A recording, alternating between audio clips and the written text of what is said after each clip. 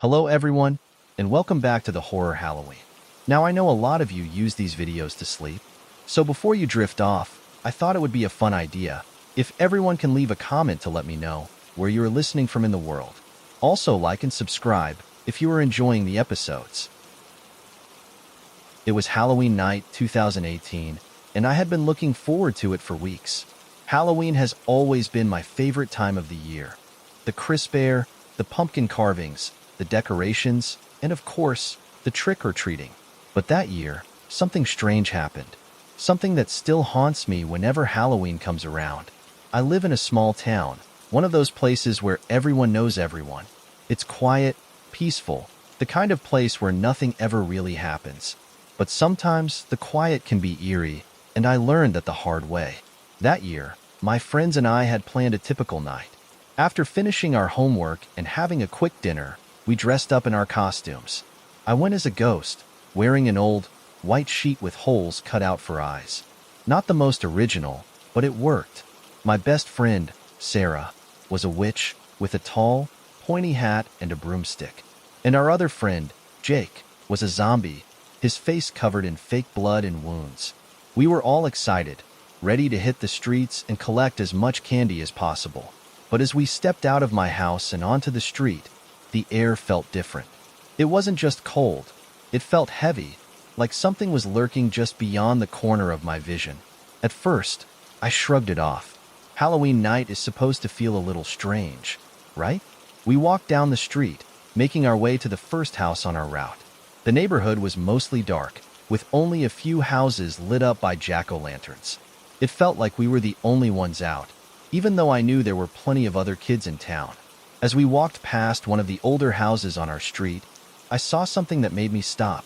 It was an old, run-down house that no one ever really talked about. I'd lived here for years, but I never knew anyone who lived there. The windows were always boarded up, and the lawn was overgrown with weeds.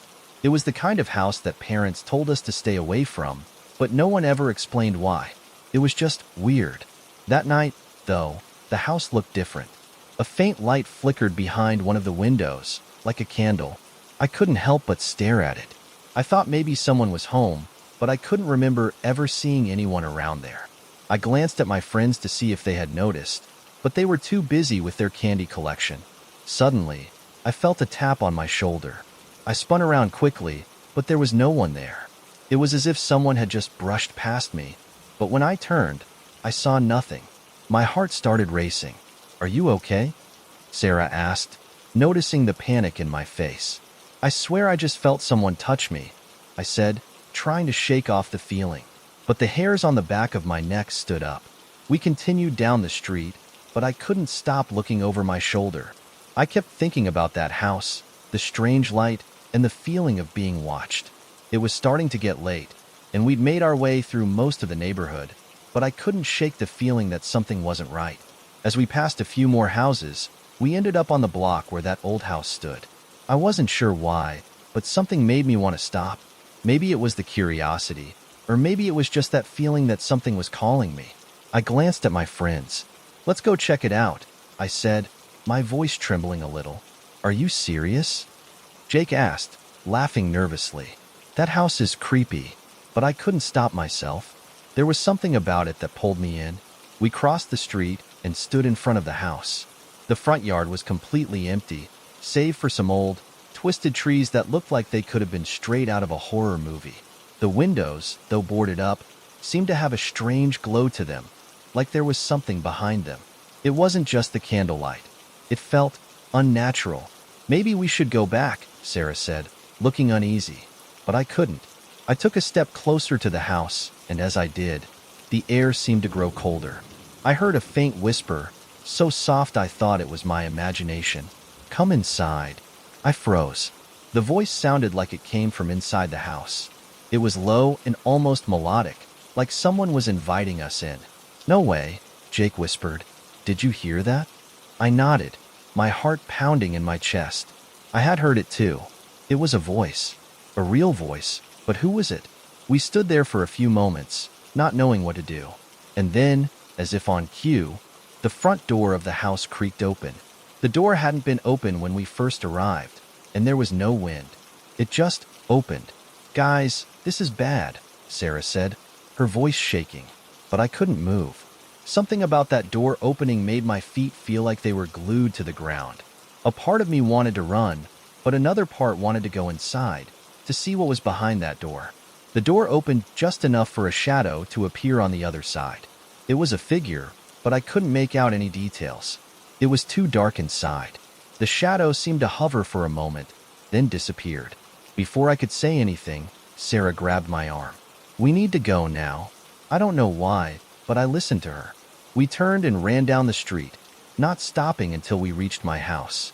We didn't say much to each other, but I could tell we all felt the same way. The house, the voice, the shadow, it all felt wrong. The rest of the night was a blur. We went trick-or-treating, but the fun of it was gone. I kept glancing over my shoulder, half expecting to see someone, or something, following us. We finished the night and went home early, not bothering with the rest of the neighborhood. That was the last time I ever went near that house. A few days later, I overheard my parents talking about it. Apparently, the house had been empty for years, but no one knew why. The last owners had moved out suddenly, and rumors started circulating about strange things happening there. I never told anyone what I experienced that Halloween night, but every year since then, I've remembered that voice. The door opening, the shadow. I don't know what it was, but something inside that house called out to me. And whatever it wasn't friendly. So, if you ever find yourself in my town on Halloween night, and you see an old house with the lights flickering in the windows, stay away. Don't be curious, because some things are better left unseen. It was Halloween night 2019, and I had just turned 18. I wasn't really interested in trick-or-treating anymore, but my younger sister, Emily, begged me to go with her. She was only 12, and Halloween still felt magical to her. I wasn't about to let her go alone, so I reluctantly agreed. Besides, we've been looking forward to this for months, planning costumes, decorating the house, and picking out the best route for candy. It was an unusually cold October evening. The wind had picked up, and there was a slight chill in the air that made it feel like something was lurking in the shadows. Our town wasn't huge, but it wasn't small either. Still, it always seemed like Halloween nights had a strange energy. Everyone was in their own little worlds, and for some reason, the town felt emptier than usual that night. Emily and I were dressed up as a witch and a vampire, respectively. Our parents had decided to stay home and hand out candy, leaving us to enjoy the night alone. We started down the street, with the full moon casting an eerie glow over everything. Most of the houses had their lights on, the front yards decorated with creepy spiders, skeletons, and the usual tombstones. It felt like the perfect Halloween, and I was trying my best to enjoy it for Emily's sake. But then we passed the old store on the corner, the one that had been there for as long as I could remember, but which always gave me the creeps. I wasn't sure what it was about the place, but I could never shake the feeling that something wasn't right inside. The store was called Jenkins Oddities, and it sold all sorts of strange things. Antiques, old furniture, weird knickknacks, and odd little trinkets that you couldn't find anywhere else. I'd always been curious about it, but my parents always warned me not to go near it. They never said why, but the way they talked about it made me wonder if there was something more to the place. On this Halloween night, as we passed, I noticed something that caught my eye. There, in the store window, was a mask. Not just any mask, though. It was a beautiful, intricate mask with strange, dark designs etched into the surface. It almost seemed to glow in the light of the store. I couldn't take my eyes off it. "Hey, look at that mask," I said, pointing to the window. "It's pretty cool, don't you think?" Emily peered into the window, her eyes widening. "It's kind of creepy, though." I agreed.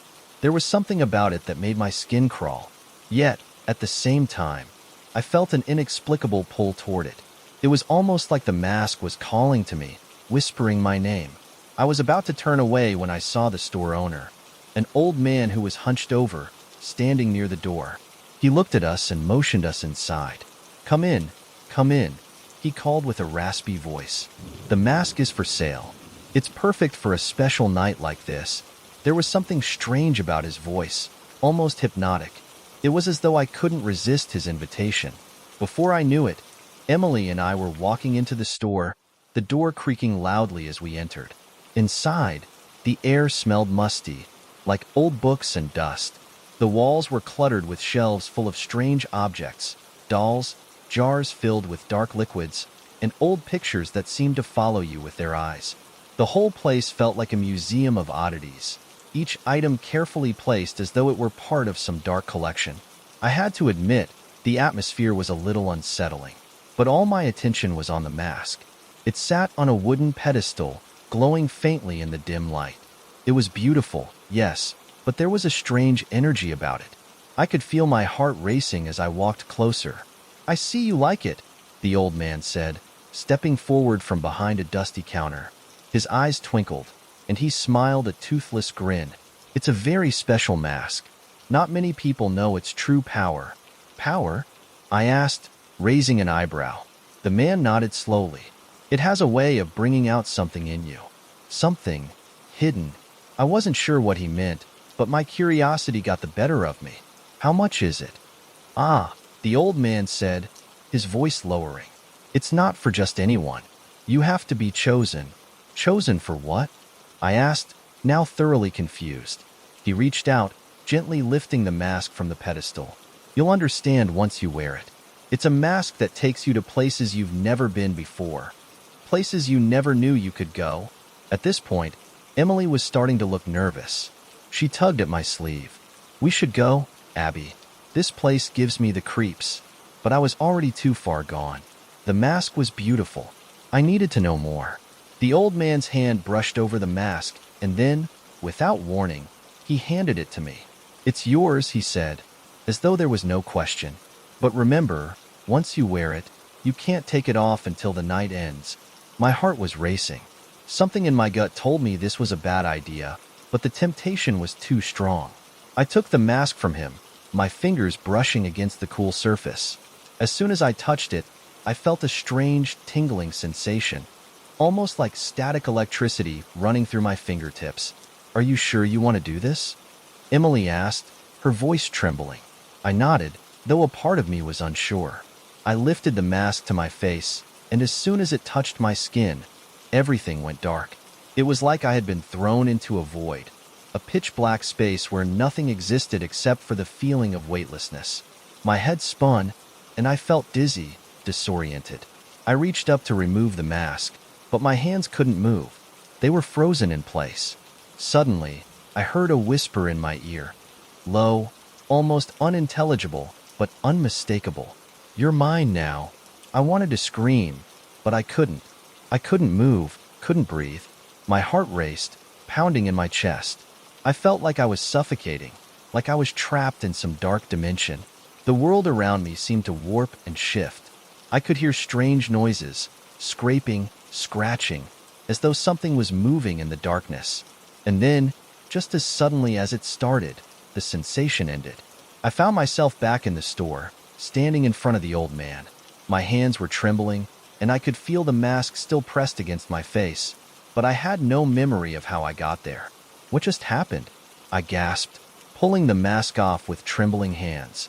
My heart was still pounding in my chest, and I was covered in cold sweat. The old man's smile was gone, replaced by a dark, knowing look. "You wore it. That's all that matters." What did it do to me?" I stammered, my voice shaking. The old man simply chuckled. "It showed you what you needed to see. Now you know. But remember, the mask is always with you. It will always call to you."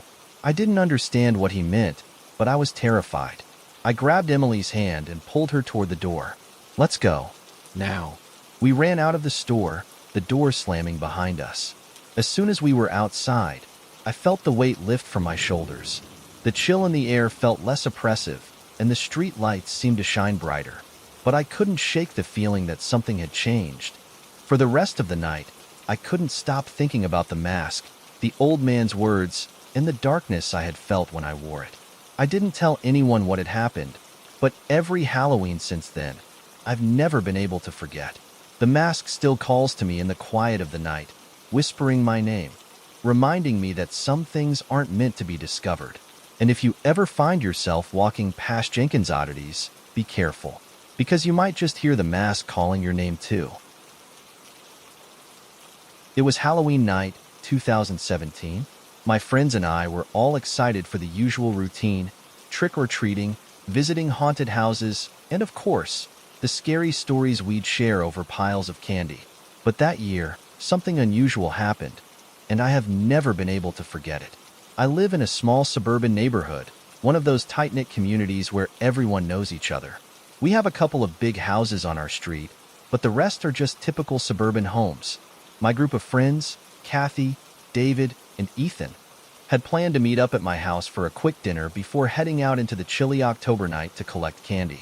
We all loved Halloween, but Kathy especially was the one who lived and breathed the spooky season. She even had her bedroom decorated with old horror movie posters and candles that smelled like pumpkins and cinnamon. We were all dressed up, ready to go. Kathy was a skeleton, Ethan was a werewolf, and David had decided to go as a classic vampire. I, on the other hand, had gone for a more creative approach, a creepy, ghostly figure with a long, flowing white dress and a veil that covered my face. We had planned to make it around the whole neighborhood and hit the houses with the best decorations. Just as the sun dipped below the horizon, casting an orange glow across the sky, Kathy suggested we take a route through the back streets. It was less crowded and had always felt a bit more mysterious. So, we set off down the road, past the usual streets and into an area where the houses were older and more spread out. The streetlights flickered in and out as we walked, casting long shadows on the sidewalks. It felt like the perfect setting for a Halloween night. As we wandered deeper into the neighborhood, we came upon a house that I had never really noticed before. It wasn't the biggest house on the street, but it stood out because of how dark and quiet it was. It was as if it had been forgotten by time. The lawn was overgrown with weeds, and the shutters on the windows were crooked. There were no lights on, no jack-o'-lanterns or decorations, nothing that said Halloween. What's the deal with this house?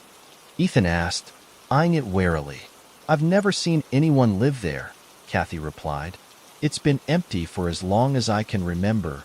David, who was usually the first to make jokes, suddenly grew quiet. That place is creepy. My older brother said something strange happened there years ago. Some people moved out really quickly, and no one's been inside since. Strange how? I asked, a little uneasy now that we were standing right in front of the house. It gave off this unsettling vibe, like something was hiding just behind the curtains. David hesitated before speaking. He didn't say, just that it felt off, like something was wrong in there. But hey, it's Halloween, right? Maybe we should go inside and check it out. For some reason, I felt this strange pull toward the house. It wasn't curiosity exactly, but something about it seemed important, like I had to go inside. I don't know about this, Kathy said, looking uneasy. What if someone's living there and they don't want to be bothered? But by then, I was already walking up the cracked driveway toward the front porch. I turned back to see if the others were following me, and to my surprise, they were. Kathy, Ethan, and David trailed behind me, albeit with some reluctance. When we reached the front door, I reached for the handle. The door creaked open with almost no effort. I froze for a moment, wondering if it was some kind of prank, but the door didn't close again. It was as if we had been invited in. Let's just take a quick look around, I said, stepping into the dark hallway. It smelled musty, like the house had been closed up for years. The air was thick and stale. We stepped carefully, the floorboards creaking beneath our feet, making it sound like the house was alive, watching us. We ventured further inside, where the hallway split into different rooms. The living room was off to the left, its furniture covered in dust and sheets. It was strangely still, almost too still. The silence felt oppressive, as if the house was holding its breath. Does anyone else feel like we shouldn't be here? Ethan whispered, his voice low, almost afraid. I glanced back at him. It's just an old house. Let's keep looking. We wandered through the rooms, each more unsettling than the last. But it wasn't until we reached the back of the house that things really started to feel wrong. The door at the end of the hallway was ajar, and a soft light leaked out from the crack. We approached it slowly, the hairs on the back of my neck standing up. What do you think is in there? Kathy asked, her voice barely above a whisper. Probably just an old attic or something, I replied, though I didn't believe it for a second. The house didn't feel right. We pushed the door open, revealing a small, dimly lit room. It wasn't an attic or a storage space. In the center of the room was an old wooden table covered with a faded cloth. But what really caught my eye was the large mirror on the far wall. It was tall, framed with intricate carvings, but the glass had this strange, cloudy look to it, as if it had been cracked and then repaired. The reflection in the mirror was warped and distorted, like something was off. "Wow, that's creepy," David muttered, stepping closer to the mirror. But as he did, the air grew colder, and the temperature seemed to drop several degrees in a matter of seconds. I felt a shiver run through my spine. "Let's get out of here." But as I turned to leave, something caught my eye in the reflection. A figure, a shadow, standing right behind me. I spun around, heart pounding, but there was no one there. "Did you see that?" I asked, my voice shaky. The others looked at me, confusion written on their faces. "What are you talking about?" Kathy asked. "There's no one there. I swear, I saw someone standing behind me," I insisted, my breath coming in short gasps. But the room was empty. David laughed nervously. "You're just freaking yourself out. Let's go." But as we turned to leave the room, the door slammed shut behind us. The sound echoed through the house, and the lights flickered wildly, casting strange, flickering shadows on the walls. "What the hell?" Ethan shouted. "We need to get out of here." I felt my pulse racing. There was no way out. The door wouldn't budge. We were trapped. Then, we heard the footsteps. Slow, deliberate, coming from the hallway outside the room. Heavy footsteps, like someone wearing boots, moving closer and closer. "Who's there?" I called, my voice trembling. The footsteps stopped right outside the door. Then, we heard a low, raspy laugh. It was unmistakable. "I told you to leave," the voice said, its tone cold and menacing. And just like that, the door creaked open by itself. We didn't need to be told twice. We bolted from the room, running through the dark hallway and out the front door. We didn't stop running until we were safely back in the middle of the street. The house loomed behind us, silent and still once again, as though nothing had ever happened. None of us spoke for a while. We were all in shock, trying to process what we just experienced. That was the last time any of us went near that house, but every Halloween since then, I can't shake the feeling that something, was still inside, waiting for the next unsuspecting visitors. And if you're ever in my neighborhood on Halloween night, be careful, because that house is still standing, just as dark and quiet as ever. And if you listen closely, you might just hear the sound of footsteps following you. Halloween has always been my favorite time of year. The air is crisp, the leaves turn shades of gold and orange, and there's a sense of mystery that hangs in the air as the night grows closer. My friends and I, all in our senior year of high school, had been planning our Halloween night for months. We wanted it to be memorable, something different from the usual trick-or-treating and haunted house visits. We wanted to visit a pumpkin patch on the outskirts of town, rumored to be haunted. It wasn't the most famous pumpkin patch around, but it had a dark reputation that piqued our interest. The patch was on a piece of land just past the town limits, near the woods. People in town used to visit it every year, but recently, the area had been avoided. I heard whispers in school about strange noises coming from the woods at night, and about how the pumpkins in the patch sometimes seemed to move on their own. But no one talked about it too openly. It was the kind of place that everyone was curious about, but was too afraid to visit after dark. That's where we came in. There were 5 of us: me, my best friend Liam, his girlfriend Mia, and our 2 other friends, Ben and Sophie. We were all excited but nervous at the same time. We gathered at my house, dressed in our Halloween costumes. Liam was a werewolf, Mia a witch, Ben a zombie, and Sophie was an old-fashioned ghost. I wore a simple black hoodie and pants, but my face was painted pale white with black lipstick to make me look like a haunted spirit. We piled into Liam's old van and drove to the patch, the air getting colder as we left the lights of town behind. As we neared the pumpkin patch, the mood shifted. The road became less paved, and the trees began to loom closer together, their branches swaying eerily in the wind. The van's headlights cut through the darkness, illuminating the rustling leaves. But the trees seemed to swallow the light, making it feel like we were driving deeper into some forgotten place. When we finally arrived, the patch was exactly as the rumors had described, run down and abandoned. The air felt heavier here, thicker. We could hear the sound of crickets and the wind, but there was something else too, something quieter, more watchful. The pumpkin patch was huge, stretching as far as the eye could see. The pumpkins, large and small, were scattered haphazardly across the land. They were strange. Some of them were perfectly round, but others were misshapen, their skin dark and mottled, as though something had eaten away at them. "This is it," Liam said, turning off the van and stepping out. "Let's check this place out." We all climbed out of the van, shivering slightly at the cold air. I noticed Sophie's eyes darting around nervously as we walked toward the patch.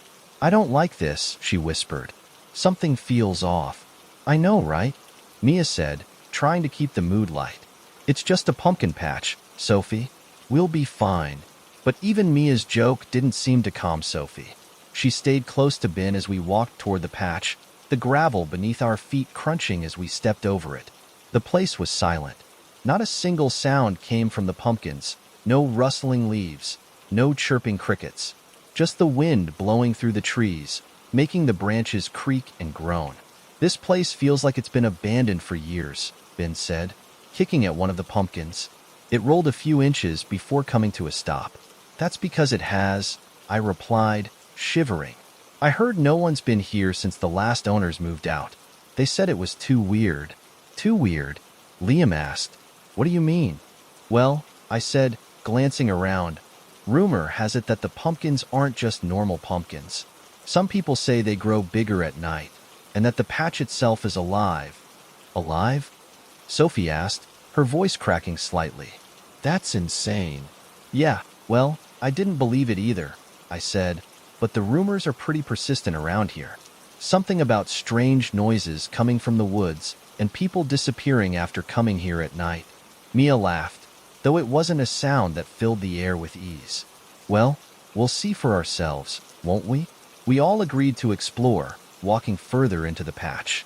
The deeper we went, the more strange the pumpkins seemed. They were all lined up neatly, but there was something unsettling about how they seemed to glow faintly under the moonlight. It was subtle at first, but the glow grew brighter the further we ventured. I had just started to ask Liam if he noticed it too when we heard a loud crack. Everyone froze. "What was that?" Sophie whispered, gripping Ben's arm. "Probably just a branch or something," Liam said, though his voice wasn't as sure as it had been earlier. We took another step forward, and this time, we heard it again. A loud snap, followed by a soft whisper, like the wind but too deliberate. "Okay, I'm starting to think there's something to these rumors," Ben muttered, his eyes darting around the patch. Suddenly, one of the pumpkins rolled in front of us. It moved without anyone touching it. Mia screamed, and Sophie grabbed my arm, holding on tightly. Did that pumpkin just move?" she asked, her voice shaking. "I don't know," I said, my heart pounding, "but I don't like it." Just as we were about to turn back, we heard something even more unsettling. A voice. A soft, whispering voice. It sounded almost like a child's voice, but it was coming from everywhere and nowhere at once. "Come closer," the voice whispered. "The pumpkins are waiting." The wind picked up suddenly, swirling around us, carrying that same whisper with it. "Okay, that's it," Liam said, pulling us in the opposite direction. "We're getting out of here." But when we turned to head back, the path we had walked was gone. The pumpkins had shifted, rearranging themselves in a strange pattern that we hadn't seen before. It was as though the patch had come alive and moved itself while we weren't looking. "Where's the van?" Ben asked, his eyes wide with panic. The van, which had been parked right by the edge of the patch, was nowhere to be seen. "Did someone move it?" Mia asked, her voice rising. "Where's the van?" "It's gone," I said, feeling a knot form in my stomach. "We're stuck here." The whispering voice came again, louder this time, like a chant. "Come closer. The pumpkins are waiting." We started to run. The pumpkins seemed to shift, following us as we sprinted. Every time we thought we were moving toward an exit, the path twisted and led us deeper into the patch. Finally, we found ourselves standing in the middle of the pumpkin patch, surrounded by thousands of pumpkins, their twisted faces staring at us as if they knew we had no way out. That's when I saw it. In the center of the patch was a massive, glowing pumpkin, larger than all the others. Its face wasn't carved, but it was twisted, an angry, contorted face that seemed to move as if it were alive. The pumpkins around it began to shake and roll toward us, closing in. We were trapped. And then, just as quickly as the fear had set in, everything stopped. The pumpkins went still, and the whispering voice faded into the night. We stood there, frozen in place, unsure if what we had just experienced was real or some twisted hallucination. But when we finally found our way out of the patch and into the woods, we looked back, and the pumpkin patch was gone. The ground where it had stood was completely empty, as if it had never existed. To this day, I can't explain what happened. All I know is that we never went near that patch again. Some say it's haunted, others say it's cursed, but I know one thing for sure. It's better to leave some mysteries unsolved. And if you ever find yourself near that pumpkin patch on Halloween night, be careful, because there's something out there in the dark waiting for the next group of curious souls. And once you're in, there's no way out until the pumpkins decide it's time for you to leave. It was Halloween night 2019, and for once, the small town of Black Hollow was quiet. The streets, usually filled with kids running from house to house, seemed oddly subdued. Maybe it was the cold wind that had blown in earlier that week, or the rumors floating around about something strange happening in the woods. Either way, my friends and I were determined not to let the eerie atmosphere ruin our plans. There were 4 of us: me, my best friend Emily, her younger brother Sam, and our neighbor Jake. We were all seniors except for Sam, who was a freshman. It was our last Halloween together before college, and we wanted it to be special. Instead of trick-or-treating, we decided to explore the old Hollow Creek Trail, a place known for its creepy legends and stories. Hollow Creek Trail was a forgotten path that wound through the dense forest on the outskirts of town. It had been closed off for years after a series of disappearances in the 1980s. People said the trail was cursed, that it had a way of swallowing up anyone who ventured too far. Most of the adults in town warned their kids to stay away from it, but we were too curious to listen. We met at Jake's house just as the sun dipped below the horizon. The air was cold and carried the faint scent of fallen leaves and damp earth. Jake had packed flashlights, a thermos of hot chocolate, and a few snacks. He also brought a small map of the trail that he had found in his dad's old camping gear. "This is going to be awesome," Jake said, grinning as we started walking toward the woods. "Yeah, awesome," Emily muttered. She wasn't thrilled about the idea, but had come along to keep an eye on Sam. He had a knack for getting himself into trouble. The entrance to the trail was marked by a rusted metal gate, its hinges covered in vines. A weathered sign hung from the top, the words closed, and "No trespassing," barely visible under layers of grime. We climbed over the gate, our laughter echoing through the quiet night. The trail was dark, even with our flashlights. The trees were so tall and thick that they blocked out most of the moonlight.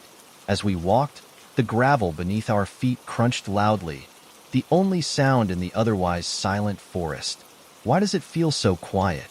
Emily asked, her voice breaking the stillness. "Probably because no one comes out here anymore," I said, though I couldn't shake the uneasy feeling creeping up my spine. As we moved deeper into the woods, the air grew colder, and the trees seemed to close in around us. Jake was leading the way, holding the map in one hand and a flashlight in the other. "According to this, there's supposed to be an old cabin about a mile in," Jake said. "We should check it out." "Why would there be a cabin in the middle of nowhere?" Sam asked, his voice tinged with both curiosity and fear. "Hunters used to use it," Jake replied, "before the trail was closed." The thought of finding the cabin both excited and scared me. It felt like we were stepping into one of the horror movies Jake was always watching. After about 20 minutes of walking, we reached a clearing. In the center stood the cabin, just as Jake had said. It was small and weathered, its wooden walls covered in moss and its windows dark. The door hung slightly ajar, creaking softly in the wind. "This is it," Jake said, his voice filled with excitement. "Great, Emily muttered. "Let's take a quick look and then leave." We approached the cabin cautiously, our flashlights cutting through the darkness. The air around it felt colder than before, almost unnaturally so. "Do you feel that?" Emily asked, rubbing her arms. "Yeah," I said, my breath visible in the chilly air. "It's freezing."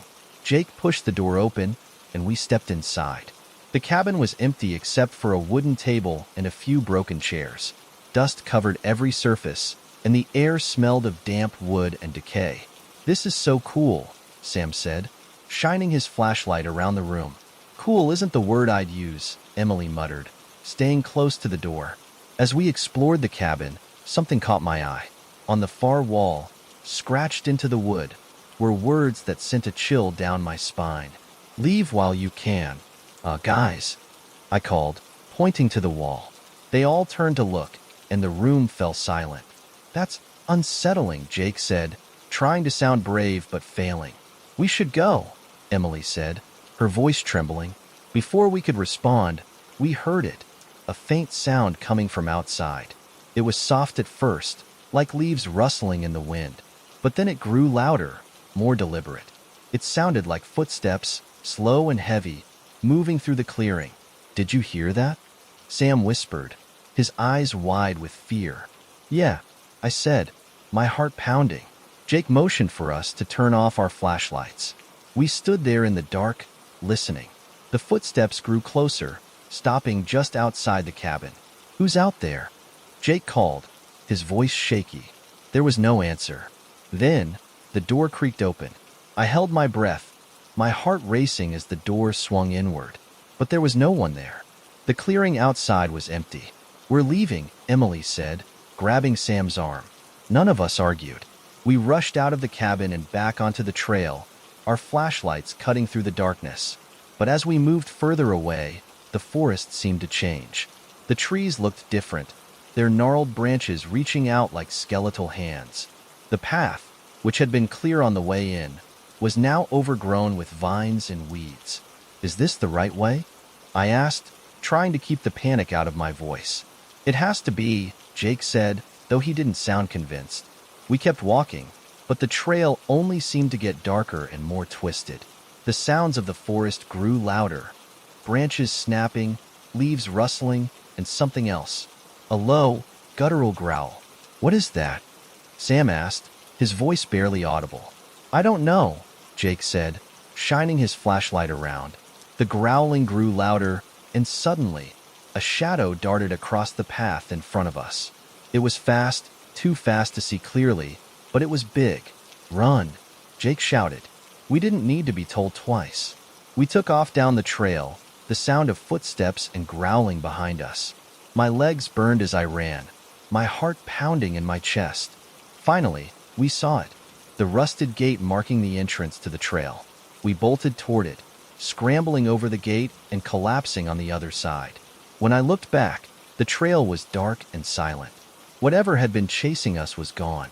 We didn't speak as we walked back to town, the adrenaline still pumping through our veins. When we reached Jake's house, we sat in silence, trying to process what had happened. "What was that?" Sam finally asked, his voice shaking. "I don't know," Jake said, "but I'm never going back there." None of us argued. To this day, I still don't know what we encountered on Hollow Creek Trail. Was it an animal? A ghost? Something worse? All I know is that the trail is no place for people, especially on Halloween night.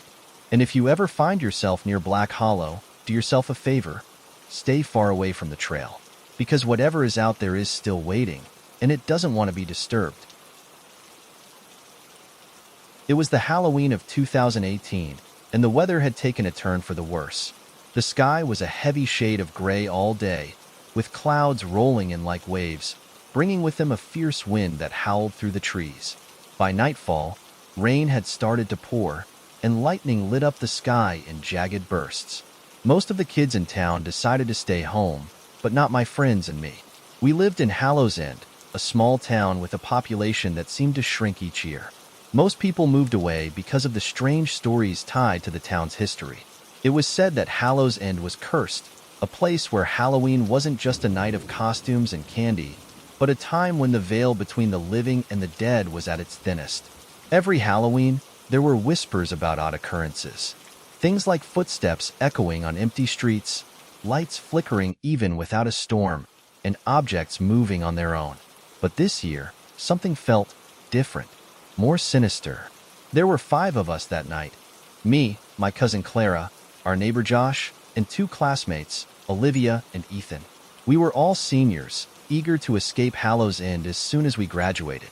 Halloween was supposed to be our last hurrah before we moved on from this eerie little town. We planned to meet at the old Bellamy Manor, a decrepit mansion that sat on the outskirts of town. The place had been abandoned for decades, ever since the Bellamy family disappeared without a trace one Halloween night in the 1950s. Locals believed the house was haunted, but we'd all dismissed it as another one of Hallow's End's legends. The storm made the night feel even more ominous as we approached the manor. The wind whipped through the trees, and the rain soaked us to the bone despite our umbrellas and jackets. Bellamy Manor loomed in the distance, its broken windows like dark, empty eyes staring at us. "This is a bad idea," Clara muttered as we walked up the overgrown path to the front door. "Come on, Clara," Ethan said with a grin. "It's just an old house. What's the worst that could happen?" Josh laughed nervously. Famous last words. We pushed open the heavy wooden door, which groaned loudly on its rusted hinges. The inside of the house smelled of mildew and rot. The wallpaper was peeling, and the floorboards creaked under our weight. Lightning flashed through the broken windows, briefly illuminating the dusty, decayed interior. "This place is disgusting," Olivia said, wrinkling her nose. "That's what makes it perfect," Josh replied, pulling out his phone to record the moment. "We'll explore, get some creepy footage, and then head back." Easy. We split up to explore the house, though we stayed within earshot of each other.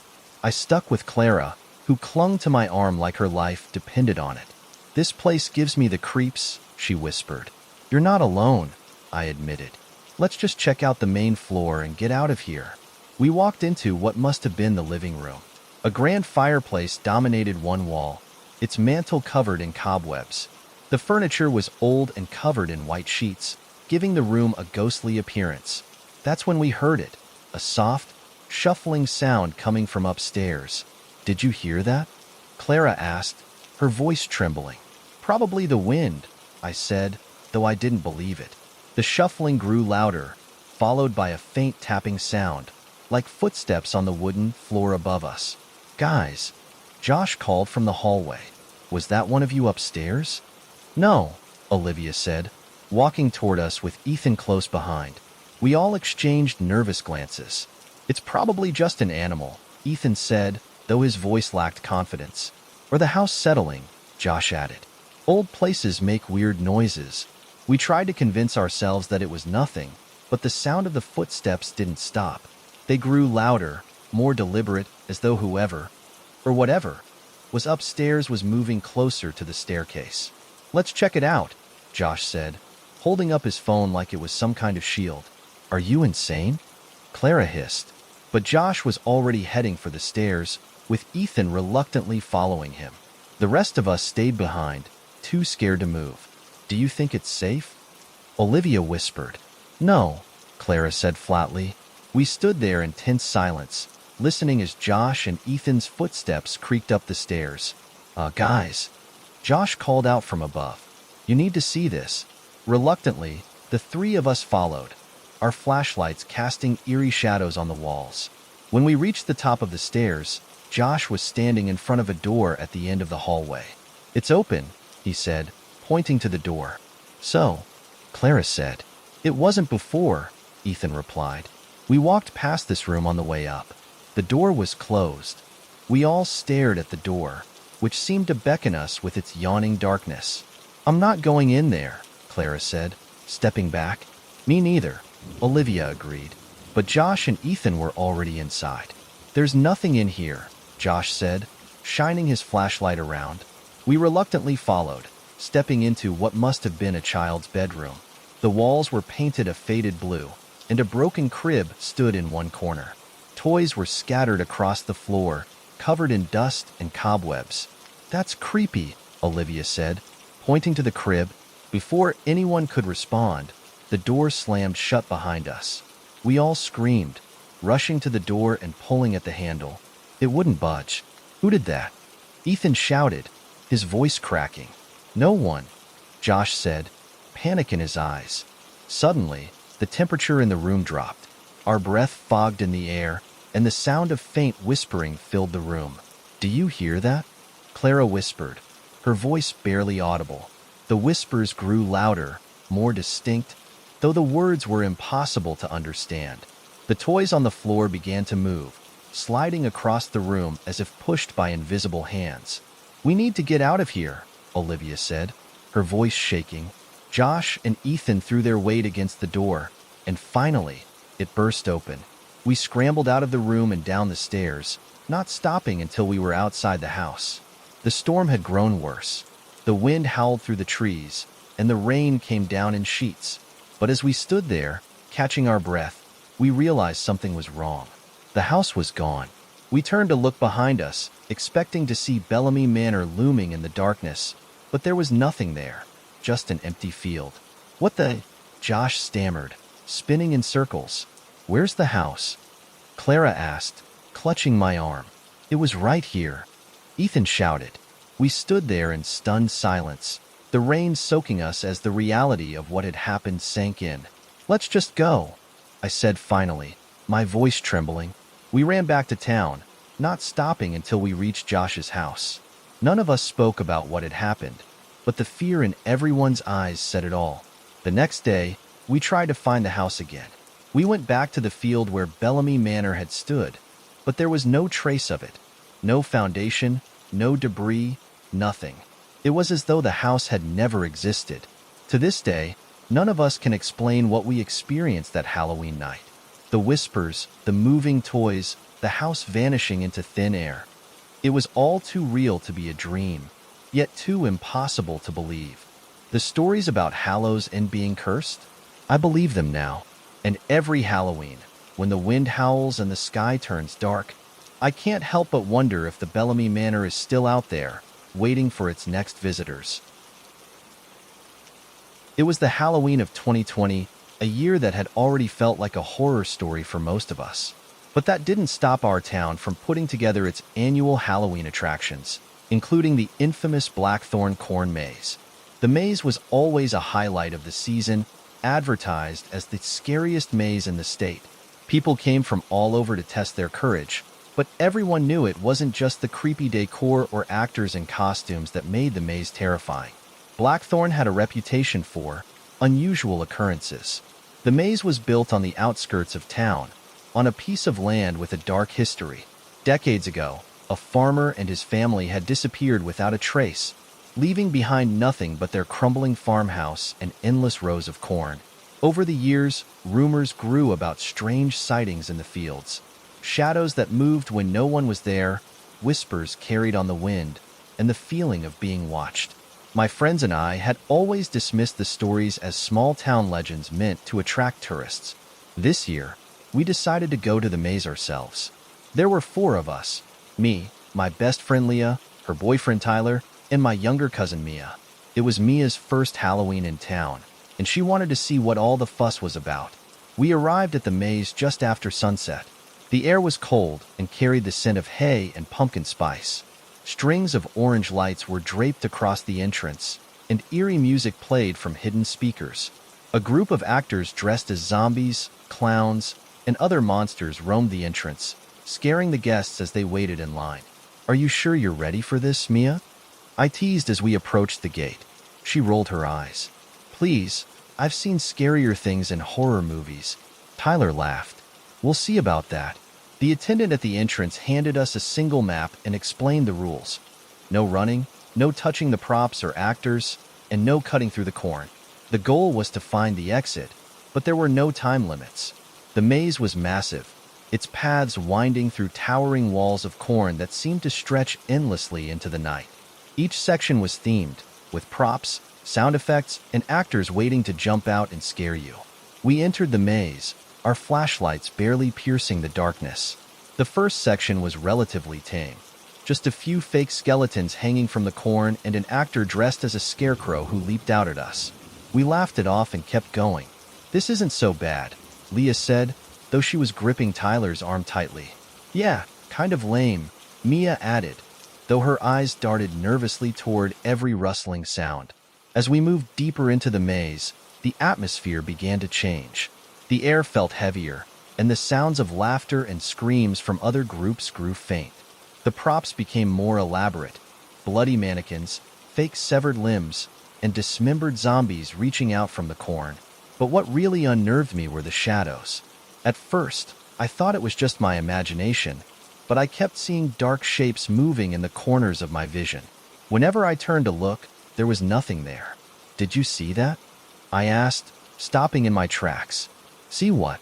Leah asked. "I thought I saw someone behind us," I said, shining my flashlight back down the path. Tyler chuckled.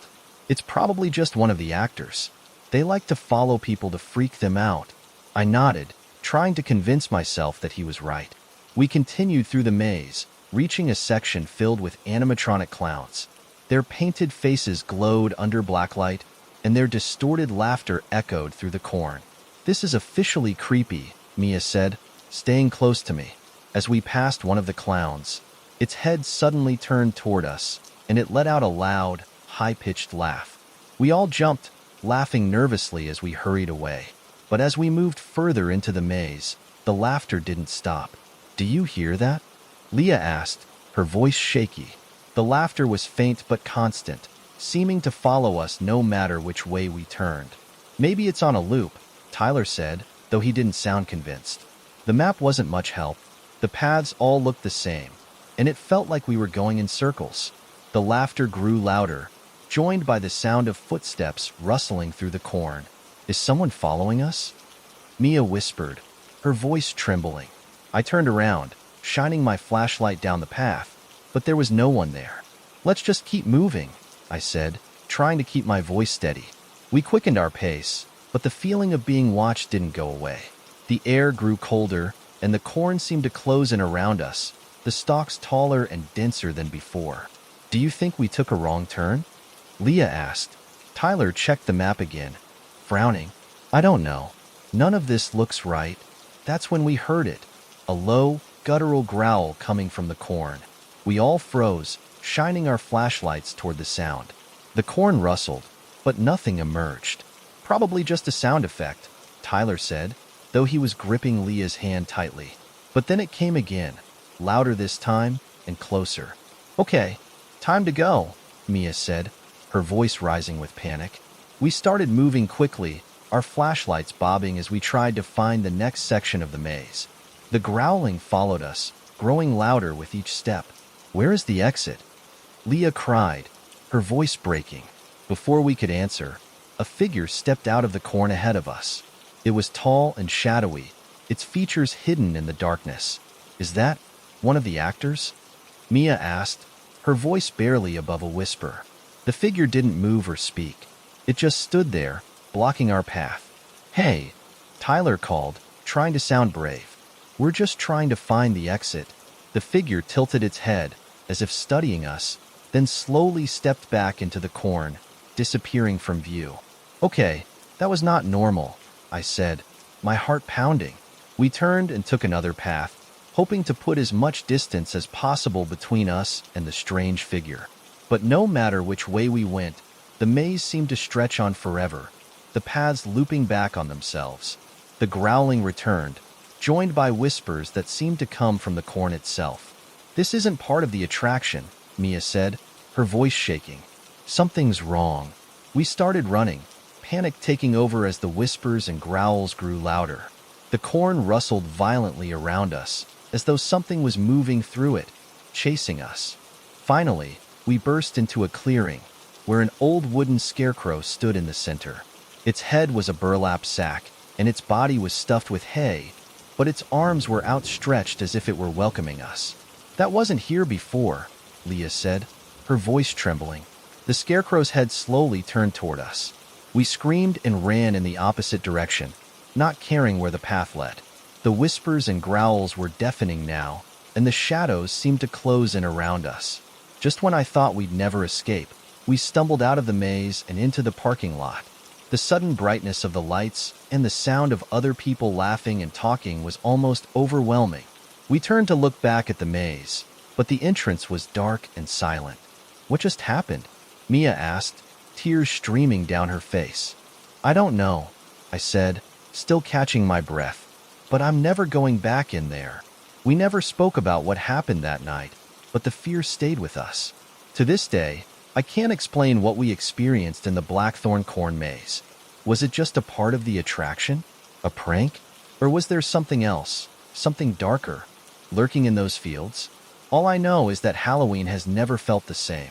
And if you ever decide to visit the Blackthorn Corn Maze, be careful, because not everyone who enters finds their way out.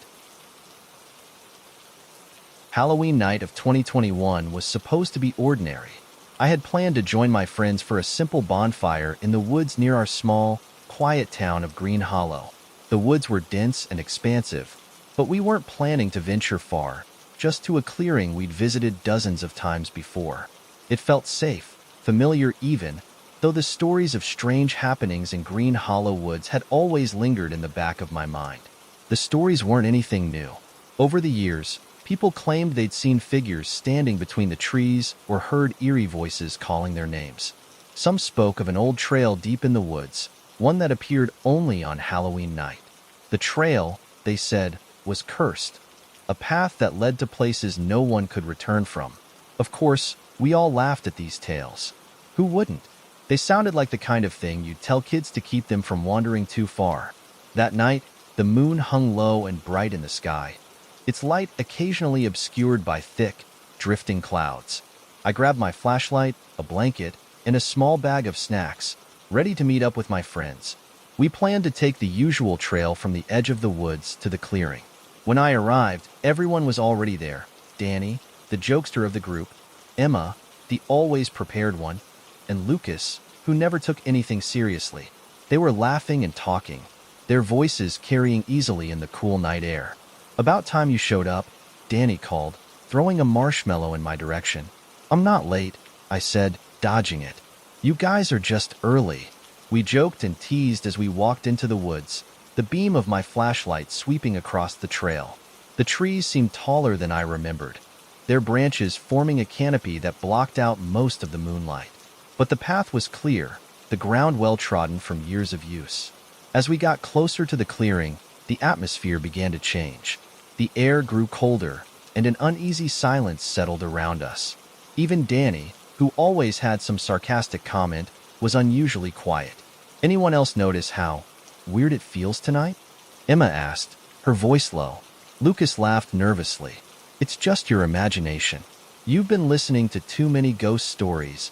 But I felt it too, a heaviness in the air, like something was watching us from the shadows.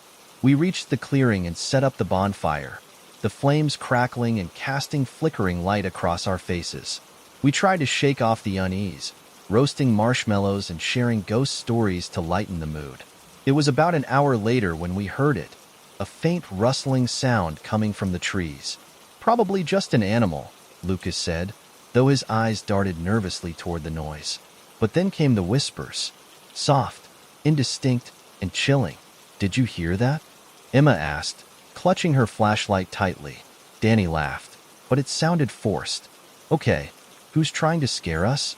"No one's doing anything," I said, my heart pounding.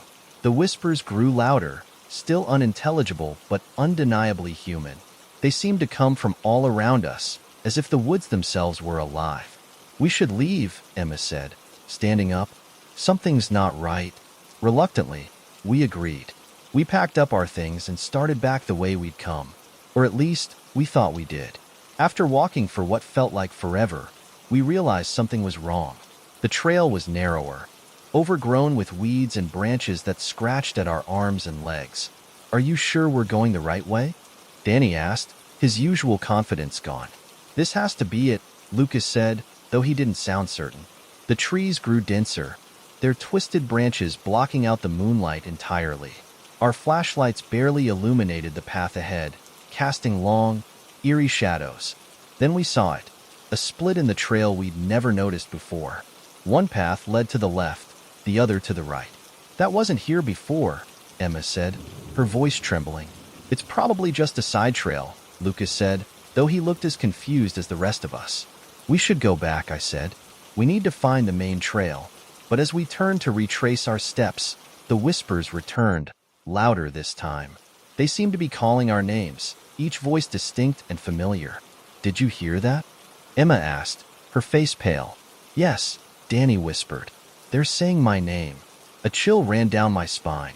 I didn't want to admit it, but I heard my name too, mixed in with the other voices. We need to get out of here, I said, my voice shaking. Lucas pointed to the left path. Maybe this way leads back to town. Desperate, we followed him, the whispers growing fainter as we moved. But the farther we went, the stranger things became. The air grew colder, and the trees seemed to bend toward us, their branches reaching out like skeletal fingers. I don't think this is the right way, Emma said, stopping in her tracks. Before anyone could respond, the ground beneath us shifted and the trail disappeared. We were standing in the middle of the woods, with no clear path in sight. This isn't possible, Lucas said, his voice trembling. The whispers returned, louder than ever, joined by faint laughter that sent shivers down my spine. Do you see that? Danny asked, pointing to a faint light in the distance. It was a soft, flickering glow, like a lantern swinging in the breeze. Maybe it's someone who can help us, Lucas said, already moving toward it. Wait, Emma called. What if it's not safe? But Lucas didn't listen. We had no choice but to follow, our flashlights barely keeping up with his frantic pace. As we got closer, the light grew brighter, illuminating a small cabin in the middle of the woods. Where did this come from? I asked, my voice barely above a whisper. The cabin looked ancient, its wooden walls covered in moss and ivy. A single window glowed with warm, inviting light, and smoke curled from the chimney. Maybe someone lives here, Lucas said, stepping onto the porch. Don't, Emma said, grabbing his arm. This doesn't feel right. Before anyone could stop him, Lucas knocked on the door. It swung open immediately, revealing a dark, empty interior. Hello? Lucas called, stepping inside. Lucas, wait, I shouted, but he had already disappeared into the shadows. We hesitated, fear rooting us to the spot. Then, one by one, we stepped into the cabin, the door creaking shut behind us. The inside was impossibly large, far bigger than the outside suggested. The walls were lined with shelves filled with strange objects, jars of murky liquid, old books with faded covers, and tools that looked like they hadn't been used in centuries. Lucas, Emma called, her voice echoing. There was no response. Suddenly, the whispers returned, louder than ever, filling the cabin with their haunting chorus. The light in the window flickered and died, plunging us into darkness. Where's Lucas? Danny shouted, his voice shaking. Before anyone could answer, the room seemed to shift, the walls bending and twisting like they were alive. The shelves fell away, revealing endless corridors stretching in every direction. We need to stick together, I said, grabbing Emma's hand. We ran, the sound of footsteps and laughter echoing behind us. The corridors seemed to go on forever, twisting and turning until I couldn't tell which way we'd come from. Finally, we burst through a door and found ourselves back in the woods. The cabin was gone, replaced by the familiar sight of the clearing where we'd started. Where's Lucas? Emma asked, tears streaming down her face. We called his name, our voices echoing in the stillness, but there was no answer. To this day, no one knows what happened to Lucas. We told the police everything, but they found no trace of him or the cabin. The trail we took that night has never reappeared, and the whispers are something I still hear sometimes when I'm alone. Halloween in Green Hollow hasn't felt the same since. The woods are quiet now, too quiet, as if they're waiting for something or someone to return. And every October 31st, I can't help but wonder if Lucas is still out there, wandering the forgotten trail, calling out for help that will never come. Halloween has always been my favorite time of year. There's something magical about the crisp autumn air, the glow of jack-o'-lanterns, and the playful eeriness of the season. In our small town of Brookhaven, Halloween was a big deal. Every house went all out with decorations, and kids in costumes roamed the streets, their laughter echoing in the night. But in 2018, something happened that changed the way I see Halloween forever. It started as a regular night, one filled with the usual festivities, but it quickly turned into something I can't explain, something I still have nightmares about. I was 17 at the time, and instead of going to a party with my friends, I decided to stay home and hand out candy to the neighborhood kids. My parents were out of town, and I thought it would be fun to have the house to myself for the night. I decorated the front porch with fake cobwebs, a skeleton, and a few carved pumpkins. By 6 p.m., the first wave of trick-or-treaters arrived. Everything was normal at first. Kids in superhero costumes, witches, and ghosts came by, their parents standing nearby on the sidewalk. I handed out candy, complimented their costumes, and watched as they moved on to the next house. But around 9 p.m., things started to feel off. The steady stream of trick-or-treaters had slowed down, and the street was quieter than usual.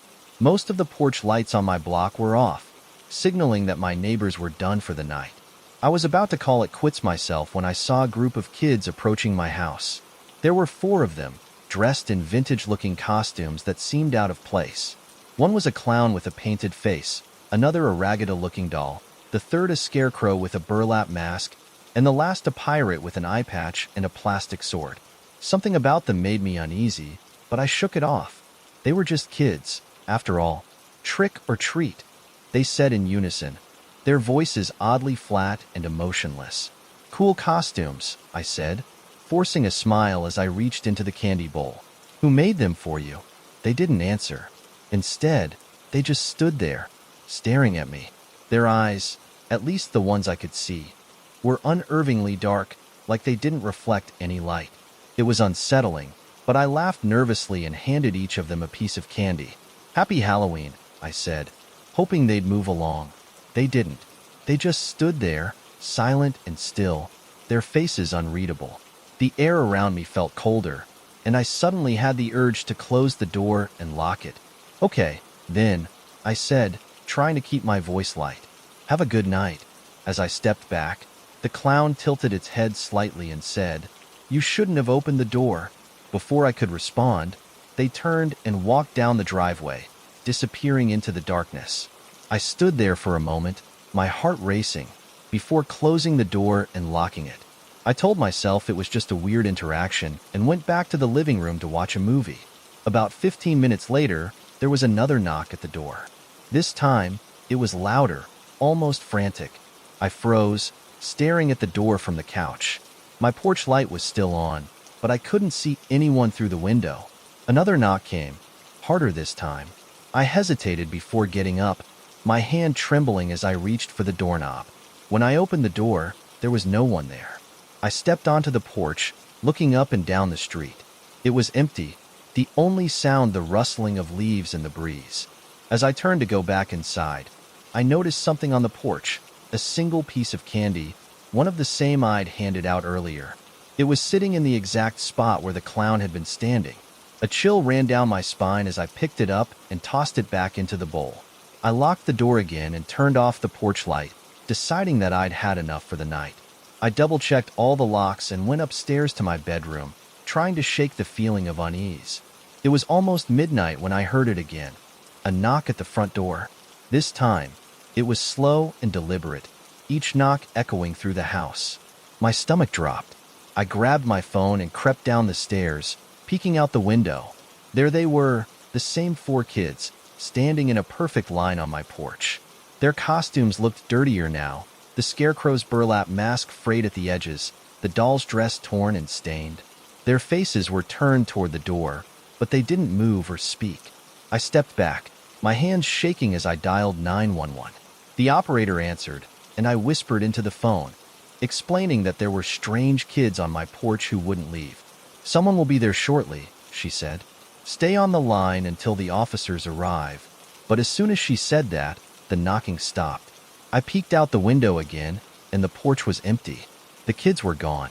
I opened the door cautiously, looking around, but there was no sign of them. Just the empty street and the faint glow of the street lights. I apologized to the operator and hung up, locking the door again. I didn't sleep much that night. Every creak of the house made me jump, and I kept checking the windows, half expecting to see those kids staring back at me. But the rest of the night passed without incident. The next morning, I decided to ask around the neighborhood to see if anyone else had seen the kids. Most people said they had stopped handing out candy by the time I saw them. But one neighbor, Mrs. Harrington, said something that sent chills down my spine.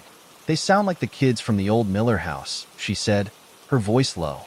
Back in the 1950s, a group of trick-or-treaters went missing near that house. No one ever found them. People say their spirits still wander the neighborhood on Halloween night, looking for someone to join them. I laughed nervously, trying to play it off. "That's just a story, right?" She shrugged. "Maybe. But if I were you, I'd be careful who I open the door to. I haven't handed out candy on Halloween since that night. Every year, I turn off all the lights and pretend I'm not home, hoping the phantom trick-or-treaters will pass me by. But sometimes, late at night, I hear faint knocking at the door, slow and deliberate. And no matter how much I tell myself it's just my imagination, I can't shake the feeling that they're still out there, waiting for me to answer." Growing up in the small town of Maplewood, Halloween was always a big deal. Every year, the entire neighborhood came alive with decorations, costume contests, and block parties. But there was one house that everyone avoided: the old, crumbling mansion at the top of Grayson Hill. It had been abandoned for as long as I could remember, its broken windows and sagging roof giving it an air of menace. People whispered that it was haunted, that strange things happened there on Halloween night. Some said they'd seen lights flicker in the windows or heard laughter echoing from inside. Like most kids, I was curious, but my parents always warned me to stay away, saying the house was unsafe and dangerous. I listened for a while, but when I turned 16, my friends and I decided we were old enough to explore it for ourselves. It was Halloween night, and the air buzzed with excitement. The dare felt like the perfect way to end the night. "Come on, Jack, my best friend," Mark said, slinging an arm around my shoulder. "It's just an old house. What's the worst that could happen?" "That's what they always say in horror movies," I muttered. Mark laughed. "And we're not in a movie. Let's go." There were 4 of us: me, Mark, his girlfriend Lisa, and my younger sister, Emily. Emily had begged to come along, and I couldn't say no. She was fearless, the kind of kid who loved scary stories and haunted houses. The walk up Grayson Hill felt longer than I expected. The mansion loomed ahead of us, its dark silhouette framed by the full moon. The closer we got, the more my stomach twisted with unease. When we reached the front steps, the air seemed to change. It was colder here, the wind carrying a faint, musty smell like rotting wood. "Ready?"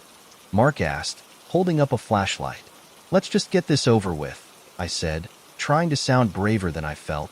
The front door creaked as we pushed it open, the sound echoing through the cavernous interior. The flashlight's beam cut through the darkness, revealing a grand staircase, peeling wallpaper, and furniture draped in white sheets. Dust motes danced in the air, and the floorboards groaned under our weight. "This place is creepy," Lisa whispered, clutching Mark's arm. "That's the point," Mark said with a grin. We wandered through the house, our footsteps loud in the silence. Every creak and rustle made my heart race, but I told myself it was just the wind or the old house settling. In the dining room, we found a long table covered in a tattered cloth. An old chandelier hung overhead, its crystals coated in dust. "Let's check upstairs," Emily said, her voice eager. "Are you sure?" I asked, glancing at the staircase. It looked like it might collapse under our weight. "Come on, Jack," she said, rolling her eyes. "Don't be such a chicken." Reluctantly, we followed her up the stairs. The second floor was even creepier than the first. The walls were lined with old portraits, their painted eyes seeming to follow us as we walked. "Who do you think lived here?" Lisa asked, her voice barely above a whisper. "Does it matter?" Mark said, "They're long gone." We wandered down a hallway, the air growing colder with each step. At the end of the hall, we found a door that was slightly ajar. "Let's check it out," Mark said, pushing the door open. The room was a bedroom, its furniture covered in sheets like the rest of the house. But what caught my attention was the mirror on the far wall. It was large and ornate, its surface cloudy with age.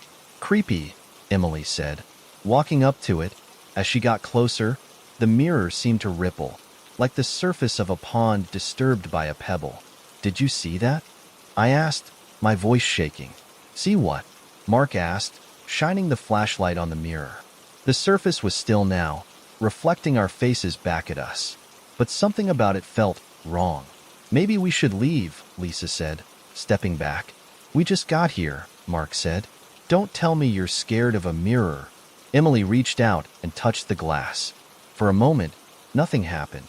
Then the mirror rippled again, and her reflection smiled. A wide, unnatural grin that didn't match her expression. "Emily, get away from it," I shouted, grabbing her arm and pulling her back. "What's wrong?" she asked, looking confused. "The mirror," I started, but before I could finish, the door slammed shut behind us. The flashlight flickered and died, plunging us into darkness. "Mark," Lisa's voice trembled. "I'm trying to fix it," Mark said, shaking the flashlight. In the faint moonlight filtering through the window, I saw shadows moving, shadows that didn't belong to us. "We need to leave," I said, my voice shaking. The shadows grew darker, thicker, until they seemed to fill the room. Then, one by one, the sheets covering the furniture began to stir, as if something was moving beneath them. "Run," I shouted, grabbing Emily's hand and pulling her toward the door. It wouldn't budge. No matter how hard we pulled or pushed, it stayed firmly shut. The shadows began to take shape, forming figures that looked almost human but not quite. Their faces were pale and featureless, their eyes empty black voids. "Who are you?" Mark demanded, his voice cracking. The figures didn't answer. Instead, they moved closer, their movements slow and deliberate. "Stay back," I shouted, my heart pounding. The mirror behind us began to glow, its surface swirling like liquid. One of the figures reached out and touched it, and the glow grew brighter, filling the room with an eerie light. "What's happening?" Lisa cried, clutching Mark's arm. Before I could answer, the floor beneath us began to tremble. The light from the mirror pulsed, and a low, rumbling sound filled the air. Then, without warning, the door flew open, and we stumbled into the hallway. "Run," I shouted, not daring to look back. We raced down the stairs, the shadows following us, their footsteps echoing behind us. When we reached the front door, it too was stuck, refusing to open. The rumbling grew louder, and the entire house seemed to shake. Desperate, I grabbed a nearby chair and smashed it against one of the windows. The glass shattered, and we scrambled through the opening, landing hard on the overgrown grass outside. When we looked back, the house was still. The shadows were gone, the glow from the mirror extinguished. It looked as it always had, old, abandoned, and silent. "What just happened?" Mark asked, his face pale. "I don't know," I said, my voice trembling. "We didn't stick around to find out. We ran back down Grayson Hill and didn't stop until we were safely in my living room, the door locked behind us." For weeks after that night, I had nightmares about the house and the figures in the shadows. None of us ever spoke about what happened, and we made an unspoken pact never to go near Grayson Hill again. But sometimes, late at night, I dream of the mirror and the way it rippled when Emily touched it. And in those dreams, I see my own reflection, smiling back at me with that same unnatural grin. When I was 16, my friends and I decided to do something different for Halloween. We were tired of the usual parties and trick-or-treating. We wanted a real thrill, something that would make the night unforgettable. That's how we ended up in the forgotten graveyard on the edge of town. The graveyard wasn't on any map, and most people didn't even know it existed. It was tucked away behind a dense forest, accessible only by a narrow dirt path that was overgrown with weeds and brambles. According to local legend, the graveyard had been abandoned for decades after a mysterious fire destroyed the caretaker's house in the 1930s. No one knew who was buried there or why it had been built in such an isolated spot. Naturally, the rumors only made it more appealing to a group of thrill-seeking teenagers. My best friend Alex was the one who suggested it. "Come on, Katie," he said, grinning as he adjusted his vampire cape. It'll be fun. A little spooky adventure never hurt anyone. I don't know, I said, tugging at the edge of my costume. It sounds weird. That's the point, said Lily, my other friend, who was dressed as a witch. Besides, it's Halloween. If we don't do this now, we'll regret it forever. Reluctantly, I agreed, and the four of us, Alex, Lily, my brother Ben, and I, set off toward the graveyard. The walk through the woods was longer than I expected, and the deeper we went, the quieter it became. Even the usual nighttime sounds, crickets, rustling leaves, the occasional hoot of an owl, seemed to vanish. When we finally reached the graveyard, it was almost midnight. The full moon cast an eerie glow over the crumbling headstones, many of which were cracked or covered in moss. A rusted iron fence surrounded the area, its gate hanging open on one hinge. This place is creepy, Ben said, shoving his hands into his hoodie pocket. Exactly, Alex said, pulling out his flashlight. Let's explore. We wandered among the graves, reading the faded inscriptions. Most of the dates were from the late 1800s or early 1900s, but there were a few that were so worn they were completely illegible. Do you think it's really haunted? Lily asked, her voice hushed. Only one way to find out, Alex said with a grin. He led us to the center of the graveyard, where an ancient oak tree stood. Its gnarled branches stretched out like skeletal arms, and a low stone wall surrounded its base. This is where they say the caretaker was buried, Alex said, pointing to a weathered headstone leaning against the tree. As we stood there, the wind picked up, carrying with it a faint, musty smell like damp earth and decay. I shivered and pulled my jacket tighter around me.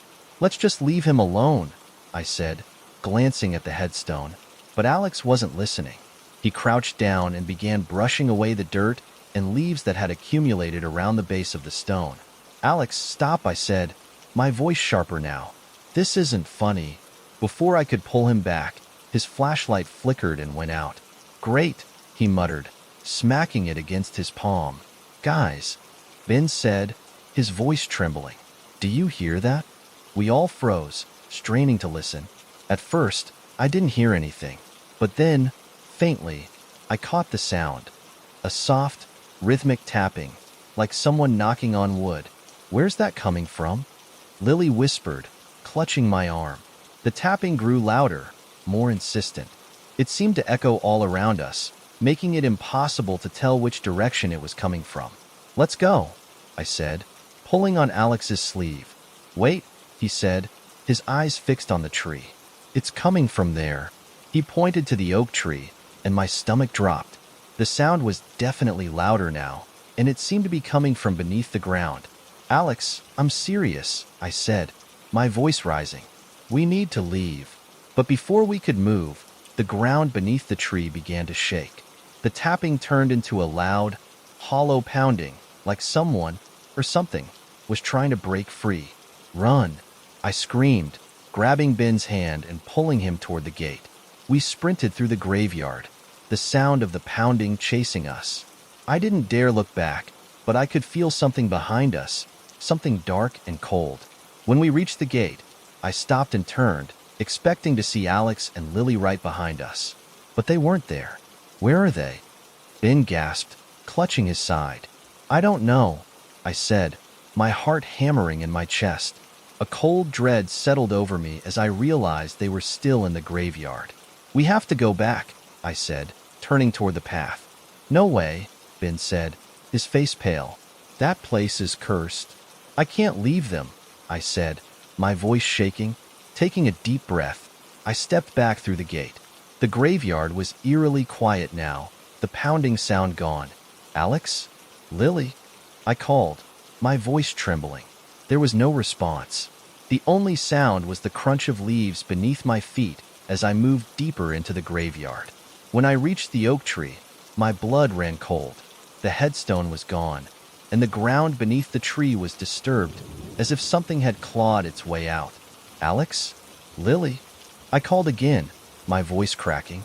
A low, guttural growl echoed through the graveyard, and I spun around, my flashlight shaking in my hand. Standing just a few feet away was a figure. At first, I thought it was Alex, But as the light caught its face, I realized it wasn't human. Its skin was pale and stretched tight over its bones, its eyes dark and sunken. It stared at me, its head tilted at an unnatural angle, and then it smiled, a wide, jagged grin that sent ice through my veins. I turned and ran, my legs feeling like lead. Behind me, I could hear it moving, its footsteps slow and deliberate, as if it was toying with me. When I reached the gate, Ben grabbed my arm and pulled me through. Together, we ran down the path, not stopping until we were back on the main road. We never found Alex or Lily. The police searched the graveyard and the surrounding woods, but there was no trace of them. The official explanation was that they had run off or gotten lost, but I knew better. Something in that graveyard had taken them. To this day, I can't drive past the woods without feeling a chill. And every Halloween, I think about that night and the thing I saw. Sometimes, late at night, I hear tapping on my window. It's faint, almost imperceptible, but it's there. And every time, I wonder if it's Alex and Lily trying to come back, or if it's something else, something darker, waiting for me to join them. I used to think Halloween was all about fun, candy, costumes, and harmless pranks. But one year, everything changed. That Halloween became the most terrifying night of my life. It started like any other October 31st. My friends and I were gearing up for an evening of mischief and spooky adventures. I was dressed as a pirate, my best friend Mia was a vampire, and our third wheel, Jason, went as a zombie. We were 16 and too old for trick-or-treating, but we loved the thrill of exploring the unknown. That year, a strange flyer appeared in our town. It advertised something called the Midnight Carnival, promising thrills, chills, and an unforgettable night.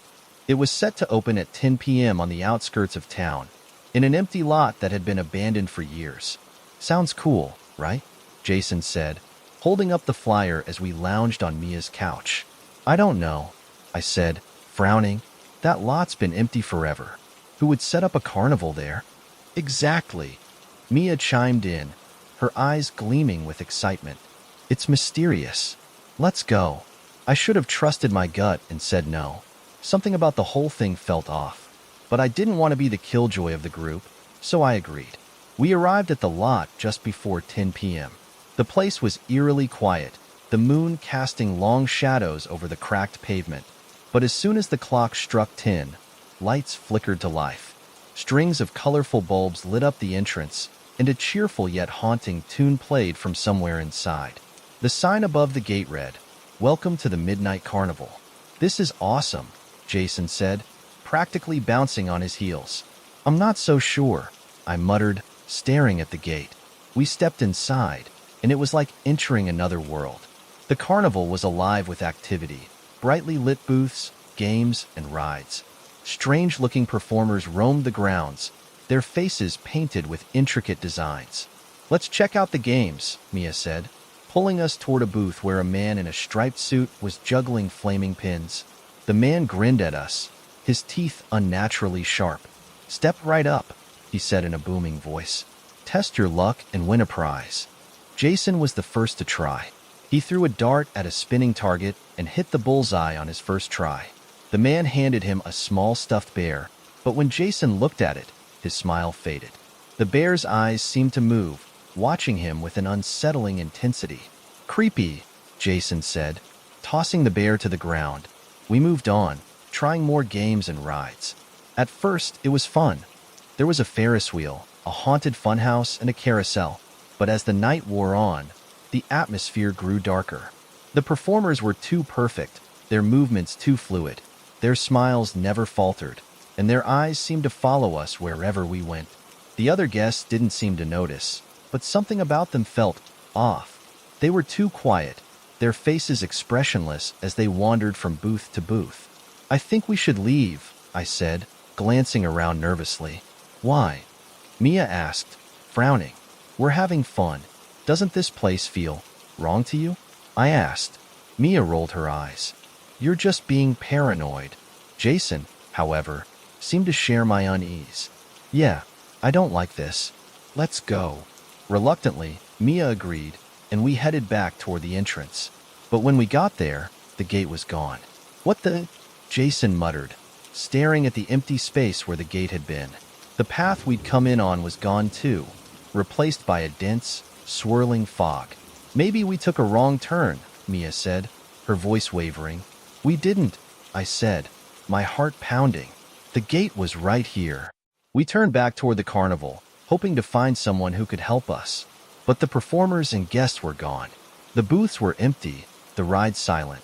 The cheerful music had been replaced by an eerie, discordant hum. This isn't funny, Jason said, his voice shaking. Let's stick together, I said, grabbing Mia's hand. We wandered through the carnival, calling out for help, but no one answered. The fog crept closer, swallowing the lights and casting everything in shadow. Then we saw them, the shadows. They moved through the fog, their shapes indistinct but undeniably human. Who's there? Mia called, her voice trembling. The shadows didn't answer. They just kept moving, circling us like predators stalking their prey. Run, I shouted, grabbing Mia and Jason and pulling them toward the Ferris wheel. We climbed onto one of the carriages, hoping to get a better view of the area. But as the wheel began to move, I realized we'd made a mistake. The higher we went, the more distorted the carnival became. The booths and rides twisted and warped, their colors bleeding into the fog. The shadows below multiplied, their shapes growing larger and more menacing. Get us down, Jason shouted, pounding on the carriage door. The Ferris wheel stopped abruptly, leaving us suspended at the top. The fog surged upward, engulfing us in its cold, damp embrace. And then the whispers began. They were faint at first, like the rustling of leaves, but they grew louder, more insistent. Stay. Join us. You can't leave. The voices came from all around us, seeping into our minds and filling us with dread. I can't take this, Mia said, clutching her head. Make it stop. Desperate, I kicked open the carriage door. We have to jump. Are you crazy? Jason shouted. It's the only way, I said. Without waiting for a response, I grabbed Mia's hand and leapt. Jason followed a second later, and we landed hard on the ground below. The fog swirled around us, the shadows closing in. I could feel their cold breath on my neck, their whispers crawling under my skin. This way, I shouted, pulling my friends toward the funhouse. We burst through the doors and slammed them shut behind us. The inside was a maze of mirrors, each one reflecting our terrified faces. Great idea, Jason said, his voice dripping with sarcasm. Now we're trapped in here. Do you have a better plan? I shot back. We stumbled through the maze, the mirrors distorting our reflections. But as we moved, I noticed something strange. The reflections weren't following our movements. Guys, I said, my voice trembling. Look. Jason and Mia turned to the mirrors, their faces paling as they saw what I did. Our reflections were smiling. Not normal smiles, wide, unnatural grins that stretched too far, revealing rows of sharp teeth. This isn't real, Mia whispered. Backing away, the reflections stepped out of the mirrors. They moved toward us, their grins widening. Run, I screamed, grabbing my friends and bolting for the exit. The funhouse twisted around us, the walls closing in as the reflections chased us. Just when I thought we were trapped, we burst through a door and found ourselves outside. The fog was gone, the carnival silent and still. And then I saw it, the gate. It was back, standing open, the path beyond it clear. We didn't hesitate. We ran as fast as we could, not stopping until we were back on the main road. When we turned to look, the carnival was gone. To this day, I don't know what happened that night. The lot remains empty, just as it always was. No one else in town remembers the flyer or the carnival. But sometimes, late at night, I hear the whispers again. Stay. Join us. You can't leave. And every Halloween, I wonder if the Midnight Carnival is still out there, waiting for its next visitors. Halloween night in our small town was always predictable. Kids running around in costumes, porch lights flickering with grinning jack-o'-lanterns, and groups of teens daring each other to egg houses or steal candy. But that year, everything changed when my friends and I decided to visit the house on Blackwood Lane. Blackwood Lane was notorious for one thing: The abandoned house at the very end? No one knew much about it, but everyone had heard the stories. They said the house had been left to rot after its last owner, old Mrs. Hazelwood, vanished without a trace 50 years ago. She was a recluse, rarely seen outside, and the rumors about her being a witch had only grown with time. It was always just a story, though. Something parents told kids to keep them from wandering too far. At least, that's what I thought. It was my best friend Dylan's idea. "Come on, Sarah," he said, grinning as he adjusted his werewolf mask. "It's Halloween. We're seniors now. We've got to do something epic." "You mean something stupid?" I shot back, crossing my arms. Dylan wasn't fazed. "You're not scared, are you?" "No," I said quickly, even though the thought of stepping foot in that house made my stomach churn. Our friend Megan, dressed as a black cat, chimed in, "It's just an old house. What's the worst that could happen?" In hindsight, I wish I'd told them exactly what could happen, but at the time, I didn't want to be the buzzkill. So, at 11 p.m., armed with flashlights and more courage than sense, we made our way to Blackwood Lane. The house loomed at the end of the street like something out of a nightmare. The paint was peeling, the windows were broken, and the porch sagged dangerously under its own weight. A rusted iron fence surrounded the yard, and the gate creaked ominously as Dylan pushed it open. "This is insane," Megan muttered, clutching my arm. "It's fine," Dylan said, leading the way up the overgrown path. The front door was slightly ajar, and as we stepped inside, the air grew colder. The smell of mildew and decay was overwhelming, and every creak of the floorboards echoed through the empty rooms. "Let's stick together," I said, gripping my flashlight tightly. The first few rooms were empty, save for a few pieces of broken furniture and cobwebs stretching across the ceiling. But as we ventured deeper into the house, things started to feel wrong. The shadows seemed to shift when we weren't looking, and the air felt heavy, like we were being watched. "Do you hear that?" Megan whispered, her eyes wide. I strained my ears and heard it, a faint tapping sound, like fingers drumming on wood. "It's just the wind," Dylan said, though his voice lacked conviction. We followed the sound to a narrow staircase leading to the basement. "Oh no," I said, taking a step back. "There's no way I'm going down there." "Don't be such a baby," Dylan said, already halfway down the stairs. Reluctantly, Megan and I followed, the steps groaning under our weight. The basement was pitch black, our flashlights barely cutting through the darkness. The air was damp and smelled of earth, and the tapping sound was louder now, coming from the far corner. "Look," Dylan said, pointing his flashlight at an old trunk. It was large and covered in dust, with strange symbols carved into the wood. "What is that?" Megan asked, her voice trembling. "Let's open it," Dylan said, stepping closer. "No," I said quickly. "We don't know what's in there." "Exactly," he said, grinning. "That's what makes it fun."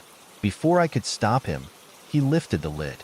Inside was a bundle of tattered cloth, and as Dylan pulled it apart, we saw what was inside, a doll. It was old and worn, with a cracked porcelain face and empty black eyes. Its dress was stained, and its tiny hands were curled into fists. "That's creepy," Megan said, taking a step back. "Just a stupid doll," Dylan said, holding it up, but the moment he touched it, the tapping stopped, and then the lights went out. I froze, my heart pounding in my chest. "Dylan?" I whispered. "I'm here," he said, his voice shaky. "Where's Megan?" "I'm right here," she said, grabbing my arm. The silence was suffocating, and then, in the darkness, we heard it, a soft, childlike giggle. "Who's there?" Dylan called, his voice cracking. The giggle came again, closer this time. "Let's get out of here," I said, fumbling for the stairs. But the moment we turned, the basement door slammed shut, trapping us in the darkness. The giggle turned into a low, guttural growl, and then the tapping started again, louder and faster. "Run!" Dylan shouted, dropping the doll. We scrambled toward the stairs, but no matter how fast we ran, the stairs seemed to stretch endlessly, the door at the top getting farther and farther away. And then I saw her. At the bottom of the stairs stood a figure, barely visible in the dim light. She was small, no taller than a child, with long, matted hair and a dress that looked like it had been pulled from another century. Her head tilted to one side, and as she stepped closer, I saw her face, or what was left of it. Her skin was pale and cracked, like the doll's, and her empty black eyes stared straight at me. "Leave," she whispered, her voice echoing in my mind. "We're trying." I screamed. The girl raised her hand, and suddenly, the room was filled with whispers.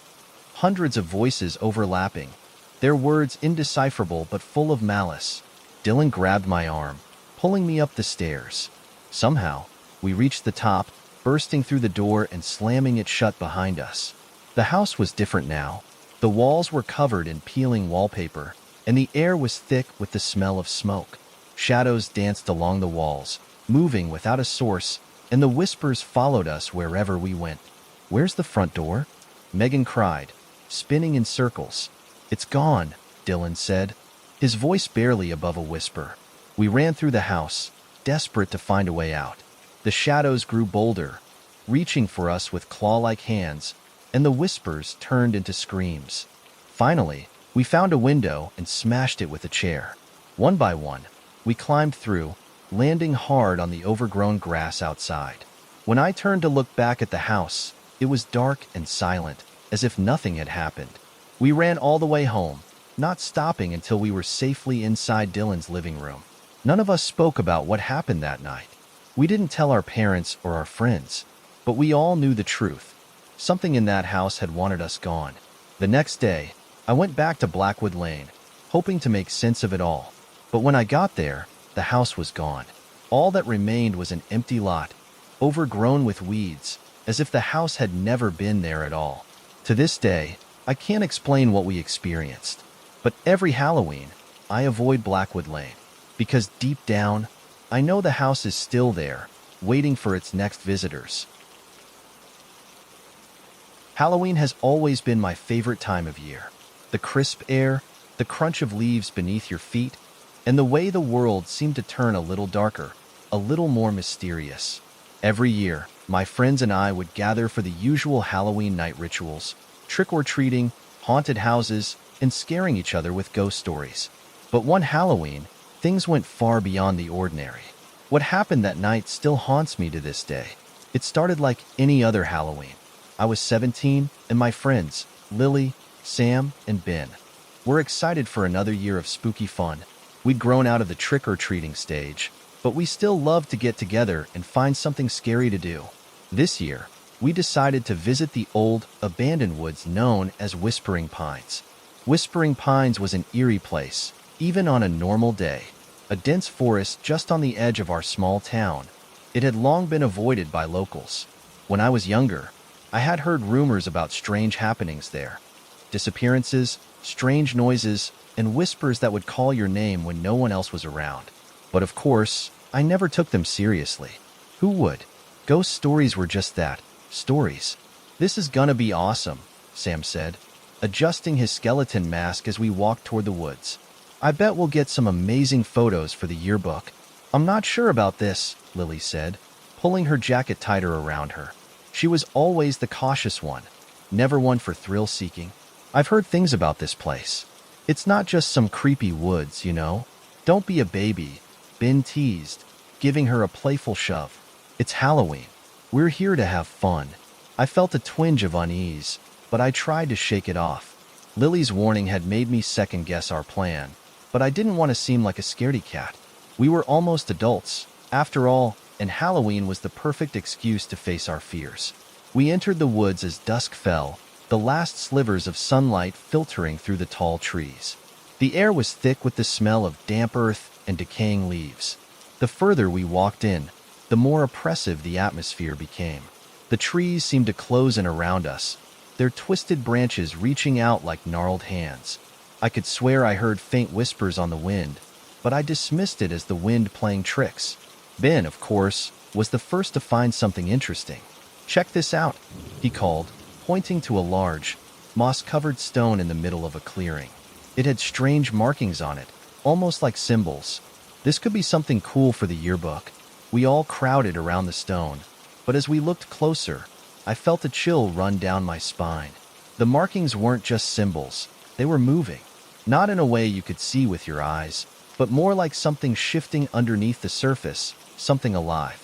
Okay, this is weird, Sam said, backing away. Let's go. I'm not feeling good about this. But before we could leave, the whispers grew louder. It was like the wind was carrying voices, soft, almost too quiet to hear. But there, it felt like they were coming from all around us. I'm getting out of here, Lily said, her voice trembling. This is seriously freaking me out. We started to walk back the way we came. But the further we went, the more disoriented we became. The trees looked different, the path was gone, and the whispering was relentless. It was as if the woods themselves were alive, shifting around us. I tried to stay calm, but the sense of unease was growing stronger. What's going on? I asked, turning to the others. Where's the way out? Maybe we should just call for help, Ben suggested, pulling out his phone. But when he tried to unlock it, the screen flickered and went black. Great, my phone's dead. I reached for my own phone, but the screen did the same thing. It wasn't a dead battery, because the phone was fully charged when we entered the woods. Something was wrong, something beyond our understanding. And then, just as we were about to panic, we heard it. A low, guttural growl. It came from somewhere deep in the woods, far beyond where we stood. My heart skipped a beat as I realized that the noise wasn't just an animal. It was something else, something human. That's not good, Sam said, looking over his shoulder. We need to go. Now. We began running, but the trees seemed to close in on us, the path twisting and turning until I couldn't even tell which way we were heading. The growl grew louder, and now there were footsteps. Heavy, dragging footsteps behind us, as though something, or someone, was following. I could hear Lily's breath quicken as she fell behind. Guys, I can't keep up, she gasped, her voice shaky. It's too dark, I can't see. Before we could stop her, Lily tripped and fell to the ground. Lily, I shouted, reaching back to help her. I reached out, but when my hand touched hers, I froze. Her skin was ice cold, and her eyes were wide open, staring into nothing. There was a moment where everything went silent, and I could hear my own heart pounding in my chest. Lily, I said, my voice barely a whisper. There was no response. Her body was rigid, like she was paralyzed or frozen in time. Panic gripped me. I pulled at her arm, trying to get her to stand, but she didn't move. I'm not leaving her. I screamed at Ben and Sam, but the words barely left my mouth before a shadow moved over us. I looked up and saw it, a figure standing just beyond the trees. It was tall and dark, its face hidden under a hood. It didn't move, just stood there, watching us. And as we stared, it began to whisper. It was the same whispers I had heard before, but now they were clear, unmistakable. Leave, now, before it's too late. I could barely breathe, but I managed to turn to Ben and Sam. We need to run. Now. With all the strength I could muster, I yanked Lily to her feet, and we bolted into the woods. We didn't look back. The whispers followed us, growing louder and more insistent. I didn't know if the figure was still behind us, but I didn't care. All I knew was that we had to get out. Finally, we broke through the trees, the familiar sounds of the town just ahead. The whispers stopped as soon as we crossed the threshold of the woods, and the heavy feeling lifted. We didn't stop running until we reached Ben's car. We didn't even bother to look back at the woods. That night, we didn't speak much about what had happened. We couldn't. Lily eventually snapped out of her trance-like state, but she didn't remember anything, just that she had fallen and couldn't get up. But we knew what we had seen. The figure, the whispers, the growl. It was real, and it was not something we would ever forget. The next day, we returned to the woods, hoping to make sense of everything. But when we got there, the path we had taken was gone. The trees were different. The clearing where the stone had been was empty. It was as though the forest itself had erased all evidence of that night.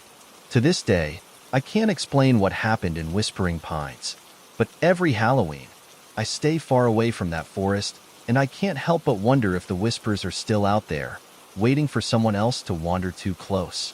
And if you ever find yourself in our town, don't go near Whispering Pines. because you might just hear the whispers calling your name. Halloween night has always been my favorite time of the year, filled with mystery, excitement, and just a little bit of fear. But there's one Halloween that I'll never forget, the one that turned everything I thought I knew about our small town upside down. It's the story I don't tell anyone, the one that haunts me every October. It's the story of the Lantern Man. It all started like any other Halloween. I was 16, and my friends, Jake, Emily, and I, were out on our usual trick-or-treat route. Our town wasn't big, but it was cozy. Everyone knew everyone, and Halloween was the one time of year when the whole town seemed to come alive. Lights twinkled in windows, pumpkins flickered on doorsteps, and kids ran through the streets in costumes, their laughter ringing in the air. We'd been planning this night for weeks. We were all dressed up. Emily was a witch, Jake was a vampire, and I went as a ghost, wrapped up in a white sheet with holes cut out for my eyes. We were ready for the usual fun, hitting every house in the neighborhood for candy and maybe sneaking into the old cemetery at the edge of town to spook each other with ghost stories. But something was different that night. I couldn't quite put my finger on it. The air felt colder than usual, and the moon was high and full, casting an eerie glow over everything. We were making our way down the main street when we noticed something out of place. At the end of the road stood an old man, holding a lantern. That wouldn't have been so unusual if the old man wasn't standing in the middle of the street, blocking our path, and if his lantern wasn't the only light in that entire stretch of road. The houses on that street had their lights off, and the air was still, too still. It felt like the town had fallen silent for that one moment. We stopped in our tracks. "Who's that?" Emily whispered, clutching her broomstick tighter. "I don't know," I said, feeling a strange chill creep up my spine. I've never seen him before. The man was tall, hunched over with age. His clothes looked old-fashioned, an old coat that seemed to belong to another time. He didn't move, just stood there in the middle of the street, his lantern casting a dull, yellow glow on the pavement. His face was mostly hidden in shadow, but his eyes gleamed through the darkness, watching us. "Maybe it's some kind of Halloween decoration?" Jake suggested, though he didn't sound very convincing. We stood there for a moment, unsure of what to do. Then, the man spoke. His voice was raspy, like he hadn't used it in years. "Do you want to know a secret?" he asked. There was something in his voice, something unsettling, that made me take a step back. I could feel the hairs on the back of my neck stand up. "I think we should go," I said, my voice shaky. But Emily, always the curious one, stepped forward. "What secret?" she asked, her voice light but laced with nervousness. The man tilted his head, his lantern swaying gently in his hand. "The town isn't what you think it is," he said slowly, his voice low and cryptic. "The darkness is always watching, always waiting." Jake snorted nervously. "Come on, man. It's Halloween. You're just trying to scare us." But the man didn't laugh. Instead, he held up his lantern and pointed down the street, toward the old cemetery. "Go to the cemetery at midnight," he said. "You'll understand then." And with that, the man turned and began walking away, his lantern bobbing in the darkness, casting long shadows behind him. For a moment, none of us moved. We just stood there, watching him disappear into the night. Then Emily turned to us, a curious look on her face. "I don't know about you guys, but I'm kind of intrigued," she said. "What are you talking about?" Jake asked, clearly uncomfortable. "That guy is creepy. There's no way I'm going near the cemetery tonight." Not after that. I felt the same way. The man had looked almost too real, and yet there was something unnatural about him, something that didn't fit. It felt wrong, like we weren't supposed to be seeing him. But Emily was insistent. "Come on, it'll be fun. We'll go to the cemetery, see what it's all about, and be back before midnight." Just one quick look. Jake and I exchanged uneasy glances. Neither of us really wanted to go, but it wasn't like we could let Emily go alone, especially not after what the man had said. Reluctantly, we agreed. When we arrived at the cemetery, the place was deathly quiet. The usual creaking of the gates, the rustling of leaves, it was all gone. It felt like the whole world had stopped. The only sound was our footsteps on the gravel path. We walked deeper into the cemetery, the fog beginning to settle around us. The gravestones seemed to loom over us, casting strange, twisted shadows in the light of the full moon. As we reached the back of the cemetery, where the oldest graves were, I could see the faint outline of something standing near a crumbling mausoleum. It was him, the Lantern Man. I froze, my heart racing in my chest. He was standing at the edge of the cemetery, holding his lantern high, just like he had been before. But now, there was something different about him. His eyes were wide open, unblinking, and his face, now fully visible, was not a face at all. It was a mask. The mask was old and cracked, like it had been worn for years. It was white, with hollow eyes and a twisted smile. The longer I stared at it, the more it felt like the mask was staring back at me. "Turn back," the Lantern Man's voice came, but it wasn't coming from his mouth. It felt like it was coming from inside my head. "You shouldn't be here. We need to leave," Jake said, pulling at my arm. "Now." But before we could turn to leave, the ground beneath our feet trembled. The cemetery gates slammed shut with a deafening clang, and the air grew heavy, suffocating. I could hear something else now, too, a low, echoing whisper, like a chant rising from the earth itself. The Lantern Man stepped forward, his movements slow and deliberate. "You've already come too far," he said. "The town belongs to the darkness now." Suddenly, the ground began to crack, and the earth itself seemed to split open. From the cracks, figures began to emerge. Shadowy figures, their faces hidden in darkness, their bodies twisted and wrong. They rose up from the earth, surrounding us. They were like nothing I had ever seen before. Neither alive nor dead, but something in between. Their forms were hazy, shifting, as though they were made of smoke and shadows. Emily screamed, and we all ran, but the figures followed. Their whispers were growing louder, the sound like 1,000 voices calling us, pulling us back. The Lantern Man's voice cut through the chaos, calm and steady. "It's too late. The curse has been set." We ran, faster than I've ever run before, but the cemetery seemed endless. The fog thickened, and the figures were all around us, their cold hands brushing against our skin, their whispers getting louder. Every step we took, we were pulled further into the darkness. Finally, we reached the gates. They were wide open now, the shadows receding as if they were afraid of the light. We didn't stop to question why, just ran straight into the street, our breath coming in ragged gasps. Behind us, the cemetery was silent again. The figures were gone. The Lantern Man was gone. It was as if nothing had ever happened. We didn't speak a word as we walked back to our neighborhood. The world felt different. It felt wrong, like something had shifted. We never spoke about it again, but that Halloween night still haunts me. Every October, when the air turns crisp and the moon rises full in the sky, I think about the Lantern Man and the darkness that he's waiting to reclaim. And if you ever find yourself wandering near our town on Halloween night, keep your eyes open. You might just see him standing there with his lantern, waiting for someone else to make the same mistake we did. And if you hear him whispering your name, run. Halloween night was always a big deal in our small town. Every year, people would go all out with their decorations, costumes, and haunted houses. But the one place no one dared to venture near was the old clock tower at the edge of town. It wasn't just abandoned, it was feared. The clock tower had stood there for over 100 years, its hands frozen at 11:57. People said it stopped working after a fire gutted the building decades ago.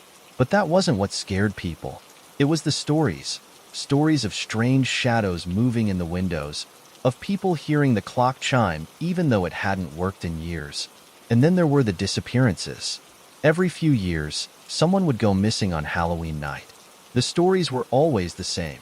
They were last seen near the clock tower, but no one ever found out what happened to them.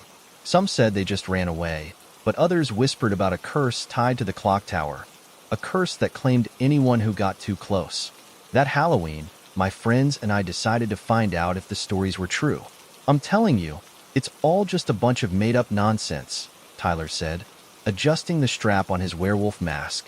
"Then prove it," Mia challenged, crossing her arms.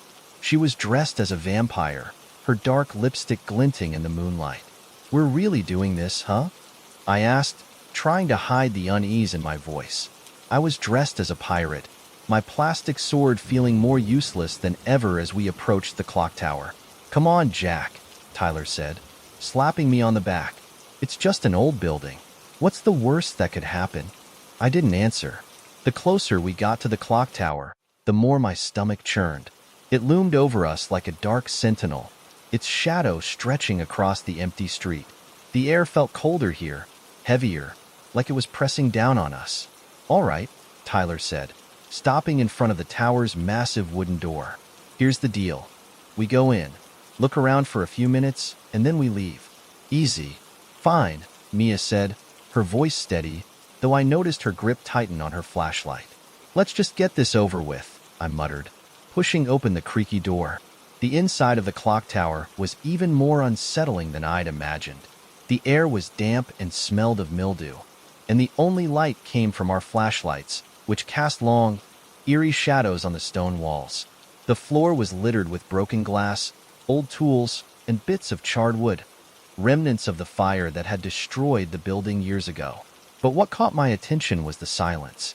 It was so quiet that I could hear my own heartbeat pounding in my ears. No distant sounds of cars, no wind rustling through the cracks, just an oppressive, all-consuming stillness. "Creepy," Mia whispered, her voice barely audible. "Come on," Tyler said, heading toward the spiral staircase that wound its way up the tower. "Let's check out the top." I hesitated, glancing at Mia, who gave me a nervous shrug. Reluctantly, we followed Tyler up the stairs. The metal steps creaked under our weight, each sound echoing in the emptiness. As we climbed higher, the air grew colder. My breath fogged in front of me, and I could feel the chill seeping into my bones. "This is insane," Mia muttered. But Tyler was undeterred. "We're almost there," he said, his voice echoing slightly. When we finally reached the top, we stepped into the clock room. The massive gears and machinery were rusted and covered in dust, and the giant clock face loomed above us, its hands still frozen at 11:57. "This is so cool," Tyler said, walking over to the clock face. But I wasn't so sure. Something about the room felt wrong, like we weren't supposed to be there. The air was thick, heavy, and I couldn't shake the feeling that we were being watched. "Guys," Mia said suddenly, her voice shaking. "Do you hear that?" We all froze, straining to listen. At first, I thought it was just the wind, but then I heard it, a faint ticking sound. "Impossible," Tyler said, frowning. "The clock hasn't worked in decades." But the ticking grew louder, echoing around the room. My pulse quickened as I turned toward the clock face. The hands were moving. "Tyler, what did you do?" Mia asked, her voice rising in panic. "I didn't do anything," he snapped, but even he looked terrified. The hands of the clock spun faster and faster, blurring together as the ticking grew deafening. Then, as suddenly as it had started, it stopped. The hands froze again, but this time, they were at midnight. And that's when the chime began. The sound was deep and resonant, vibrating through the air and shaking the floor beneath our feet. It was so loud that I had to cover my ears, but it didn't stop. It was as if the tower itself was alive, crying out in agony. "Run!" I shouted, grabbing Mia's arm. We bolted down the stairs, Tyler right behind us. But as we ran, the air grew colder, and the shadows seemed to stretch and twist, reaching out toward us. I could hear whispers now, low and guttural, like voices speaking a language I couldn't understand. By the time we reached the bottom, the door we'd entered through was gone. In its place was a solid wall of stone. "What's happening?"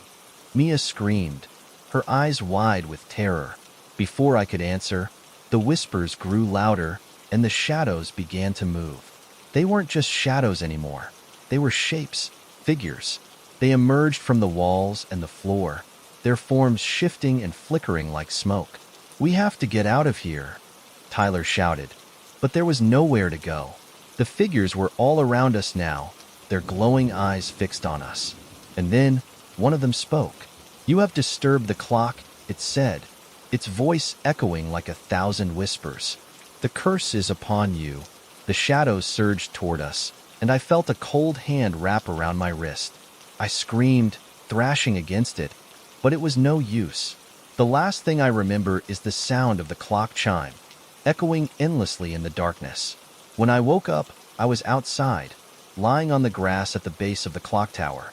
The sun was rising, and the town was coming to life. Tyler and Mia were next to me, both of them pale and shaken. What happened? Mia asked, her voice barely a whisper. I don't know, I said, looking up at the clock tower. Its hands were frozen at 11:57 again, as if nothing had happened. But I knew better. Something had happened that night, something we couldn't explain. We never spoke about it again, and we never went near the clock tower after that. But every Halloween, at exactly midnight, I hear it. The chime of the clock, echoing in the distance, calling out to me. And I know the curse isn't over. It's just waiting for the next person foolish enough to disturb it. Halloween had always been my favorite holiday. The crisp fall air, the smell of pumpkin spice, and the thrill of dressing up made it feel magical. That year, I decided to host a small Halloween gathering at my house. Nothing too big, just a few close friends, some snacks, and a scary movie marathon. My parents were out of town, so I had the place to myself. It seemed like the perfect plan for a spooky night. Little did I know, this Halloween would be one I'd never forget. It all started around 7 p.m. My friends, Lila, James, and Sophie, arrived, all decked out in their costumes. Lila was a fairy with glittery wings. James was a zombie with fake blood smeared across his face, and Sophie was a black cat with whiskers painted on her cheeks. I went as a classic skeleton, complete with face paint that took me over an hour to get right. The night started off great. We ate way too much candy, told a few ghost stories, and settled on the couch to watch The Nightmare Before Christmas. Everything was going smoothly until the doorbell rang. I frowned. Did anyone else invite someone? Lila shook her head. Nope. Maybe it's trick-or-treaters? I didn't put out candy, I admitted, feeling a little guilty. Let me go see who it is.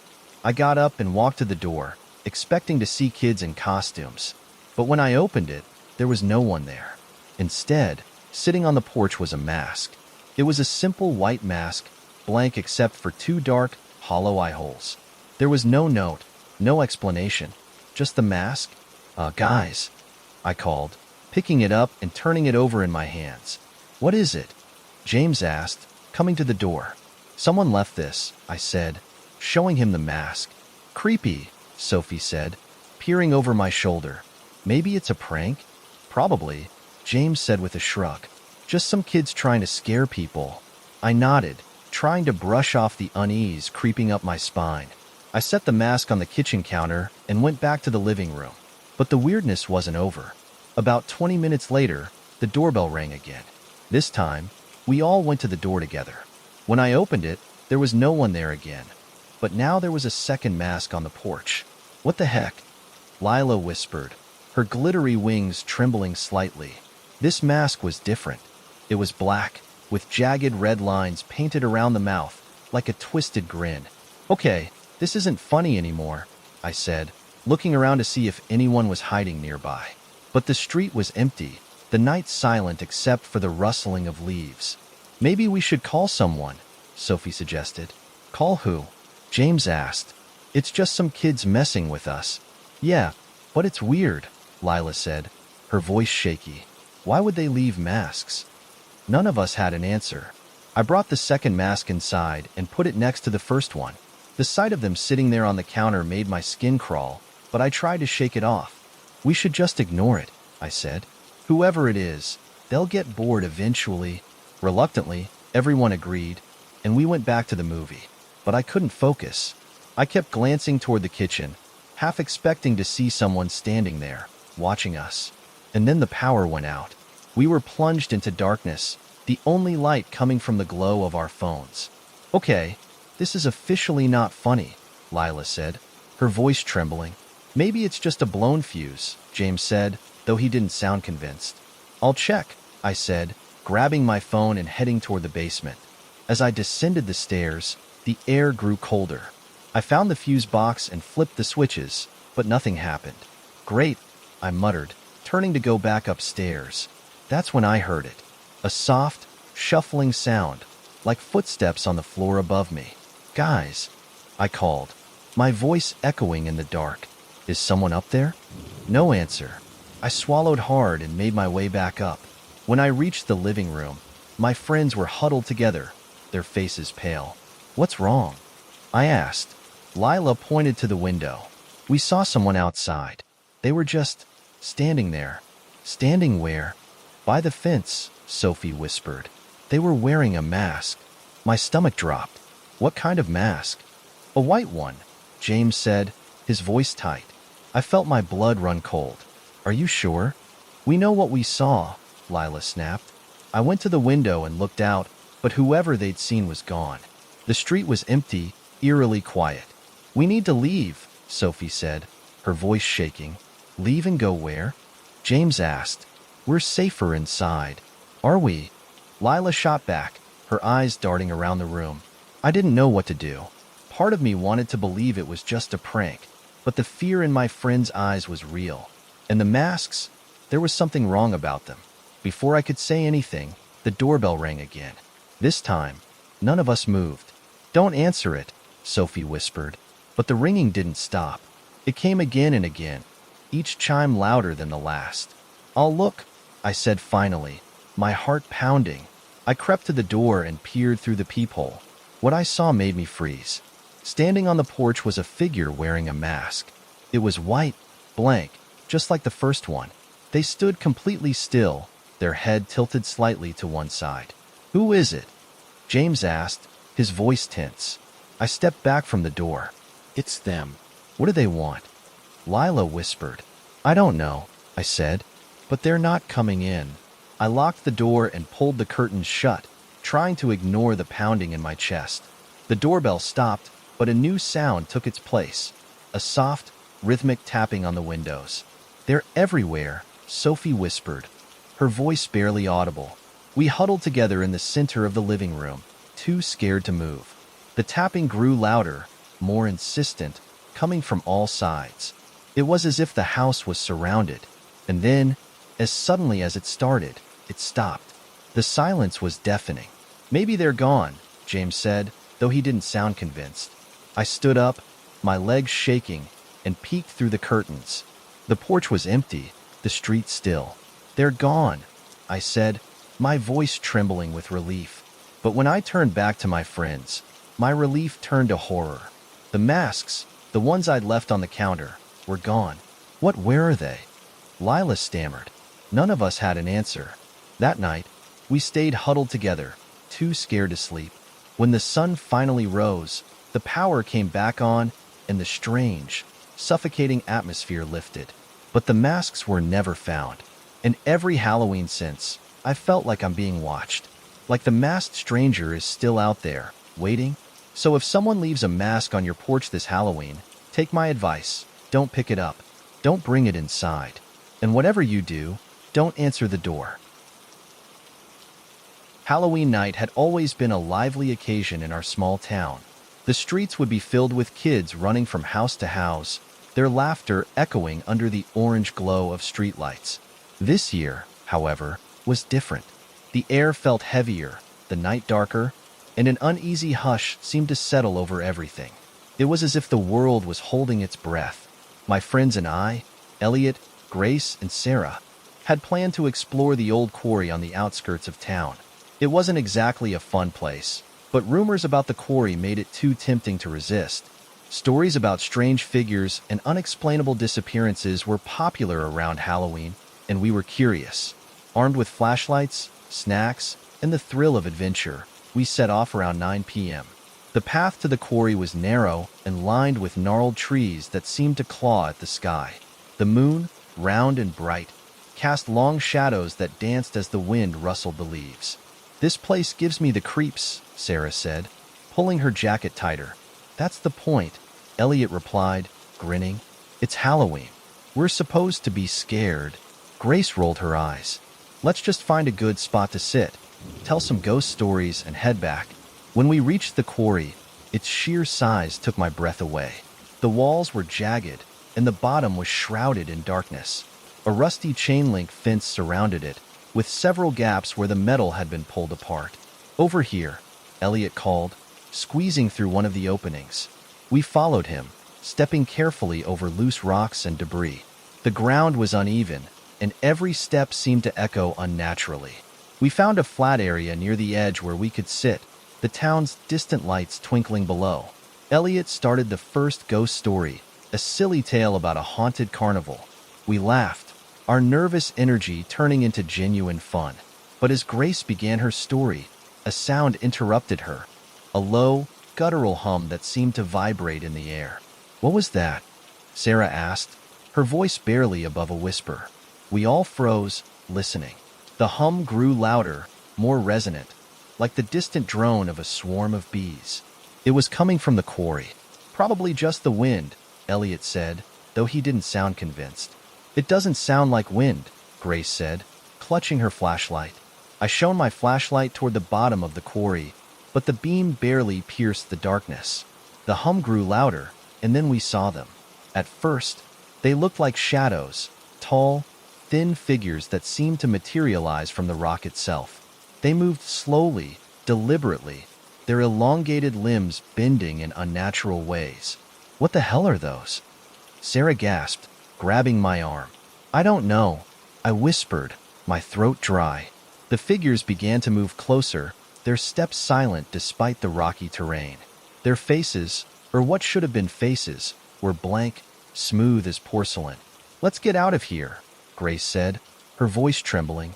We scrambled to our feet and ran, tripping over rocks and roots as the figures followed. The hum grew deafening, filling my ears and making it hard to think. When we reached the fence, Elliot stopped and turned around, shining his flashlight at the figures. "What do you want?" he shouted. The figures paused, their heads tilting in unison. For a moment, the hum ceased, replaced by an eerie silence. Then, one of them raised its arm, pointing directly at Elliot. "Go," I screamed, grabbing his arm and pulling him through the fence. We ran back to the main path, the hum chasing us like a living thing. By the time we reached the edge of the woods, it stopped. The silence was so sudden, it felt like the world had been muted. We collapsed on the ground, gasping for air. Did we lose them?" Grace asked, her voice shaking. "I think so," I said, though I wasn't sure. Elliot sat up, his face pale. "What the hell were those things?" "Something we weren't supposed to see," Sarah muttered, her eyes darting around. We decided to head back to my house, too scared to split up. As we walked, the night seemed unnaturally quiet. The wind had stopped, and even the crickets were silent. When we finally reached my front porch, I let out a sigh of relief. The warm glow of the porch light felt like a barrier against the terror we just experienced. But as I unlocked the door, I noticed something that made my stomach drop. On the welcome mat was a pile of rocks, arranged in the shape of an eye. "Did one of you do this?" I asked, my voice trembling. They all shook their heads. "Let's just go inside," Grace said, pushing past me. We locked the door behind us and closed all the curtains, trying to shake the feeling of being watched. But even in the safety of my house, the unease lingered. Around midnight, we heard it again, the hum. It was faint at first, barely audible over the sound of our breathing. But it grew louder, more insistent, until it seemed to vibrate through the walls. "They're here," Sarah whispered, her face pale. The lights flickered, and the hum stopped. In the sudden silence, we heard footsteps, slow, deliberate, coming up the front steps. My heart pounded as I grabbed a baseball bat from the corner of the room. "Stay here," I said, though my legs felt like jelly. "Don't go out there," Grace pleaded, but I couldn't just sit and wait. I crept to the door and peeked through the peephole. My blood ran cold. One of the figures was standing on the porch, its blank face inches from the door. It tilted its head, as if it could see me through the tiny hole. I stumbled back, my breath coming in shallow gasps. "It's here," I whispered. The doorknob rattled, and the hum returned, louder than ever. The walls seemed to vibrate, and I felt like my head was going to split open. "Run," Elliot shouted, grabbing my arm. We bolted out the back door and into the yard, not caring where we went as long as it was away from the house. The hum followed us, growing fainter the farther we ran. When we finally stopped, we were in the middle of a park, the town lights twinkling in the distance. "What do we do now?" Sarah asked, her voice breaking. None of us had an answer. We sat there until sunrise, too scared to move. When the first light of dawn broke over the horizon, the oppressive feeling lifted. We went back to my house, but the figure was gone. The pile of rocks on the porch had been scattered, as if swept away by the wind. We never talked about that night again, but I couldn't shake the feeling that the figures were still out there, watching, waiting, and every Halloween since, I've heard the hum, faint, distant, but unmistakable, a reminder that some things should never be disturbed. Halloween night always felt electric in our small town. The air carried the scent of burning leaves and caramel apples, and the streets were alive with kids darting from door to door in search of candy. My friends and I, now high school seniors, had outgrown trick-or-treating but weren't quite ready to give up the thrill of the night. This year, we decided to spend Halloween at my house, listening to scary podcasts and watching old horror movies. It was just me, Sam, Mia, and Charlie, sprawled out in my living room, surrounded by candy and empty soda cans. We had all dressed up for fun. Sam was a vampire, Mia was a witch, Charlie was a werewolf, and I wore a simple skeleton hoodie. The night started off great, full of laughter and jump scares. Around 10 p.m., after we'd finished a particularly creepy podcast about haunted lighthouses, Charlie suggested we tune into the local radio station. Every Halloween, they hosted a special show where people could call in and share spooky stories. It was a tradition in our town, and the host, Mr. Crowley, was a master at making even the simplest tales sound terrifying. "Let's see if it's on yet," Charlie said, grabbing the old radio from the shelf. I turned the dial until the static cleared and Mr. Crowley's deep, gravelly voice filled the room. "Good evening, boys and ghouls," he said, his tone dripping with theatrical menace. "Welcome to the Midnight Haunt. Tonight, as always, we'll share chilling tales from your neighbors, friends, and maybe even strangers." We all chuckled at his dramatic delivery. The first few calls were typical. Stories about creepy basements, weird dreams, and eerie coincidences. One woman claimed to have seen a ghost in her attic, while a man swore his dog could sense spirits. It was all fun and harmless, the perfect background noise for a Halloween night. But then, something changed. The next caller had a voice that immediately set my nerves on edge. It was low and raspy, like someone who hadn't spoken in years. "Hello?" Mr. Crowley said. "You're on the Midnight Haunt. What's your name and what's your story?" There was a long pause, filled only with static. Then the caller spoke. "I'm already here," they said. The room fell silent. Even Mr. Crowley seemed taken aback. "Excuse me," he said, chuckling nervously. "I'm already here," the voice repeated. Care to elaborate?" Mr. Crowley asked. The line went dead. "That was weird," Mia said, hugging a pillow to her chest. "Probably just a prank," Sam said, but he didn't sound convinced. Mr. Crowley moved on, taking another call from someone who claimed their house was haunted. The show returned to its usual rhythm, and we began to relax again. But 20 minutes later, the strange voice returned. "I'm still here," it said, interrupting another caller. "What the?" Mr. Crowley cut himself off. "All right, folks, looks like we've got a prankster tonight. Let's keep the lines clear for real stories, please." The line went dead again, and the show continued. But something about that voice stuck with me. It didn't sound like someone joking around. It sounded real. "I don't like this," Mia said, glancing nervously at the window. "It's just some weirdo trying to scare people," Charlie said, but even he looked uneasy. An hour passed without any more interruptions, and we started to think it was over.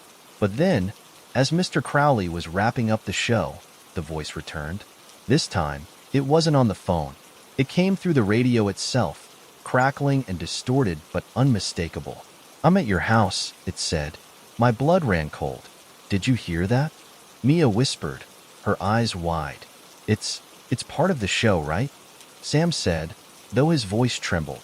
Before anyone could respond, the power went out. The room was plunged into darkness, the only light coming from the glow of our phones. "This isn't funny," Mia said, clutching my arm. "I didn't do anything," I said, fumbling for a flashlight. Charlie turned on his phone's flashlight, sweeping the beam across the room. The shadows seemed to stretch and writhe, but nothing was out of place. "Let's just stay calm," Sam said, though he was visibly shaking. "It's probably a coincidence." Then we heard it, a knock at the front door. For slow, deliberate knocks. "Don't answer it," Mia said immediately. "Who would be out there?" Charlie asked, his voice barely above a whisper. The knocking came again, louder this time. I crept toward the door, my heart pounding. Peering through the peephole, I saw nothing but darkness. "There's no one there," I said, backing away. As if in response, the knocking moved to the window. We all spun around, staring at the living room window. The blinds were drawn, but the sound was unmistakable, knuckles rapping against the glass. "Who's out there?" Charlie shouted, his voice cracking. The knocking stopped. For a moment, the only sound was our ragged breathing. Then the voice returned, echoing through the radio. "I'm inside." The flashlight flickered, and we all screamed. "Run!" I shouted, grabbing Mia's hand. We bolted out the back door, not daring to look behind us. The cold night air bit at my skin as we sprinted down the street, our footsteps echoing in the silence. When we finally stopped, we were at the edge of the woods, gasping for breath. Did you see anything?" Sam asked, his face pale.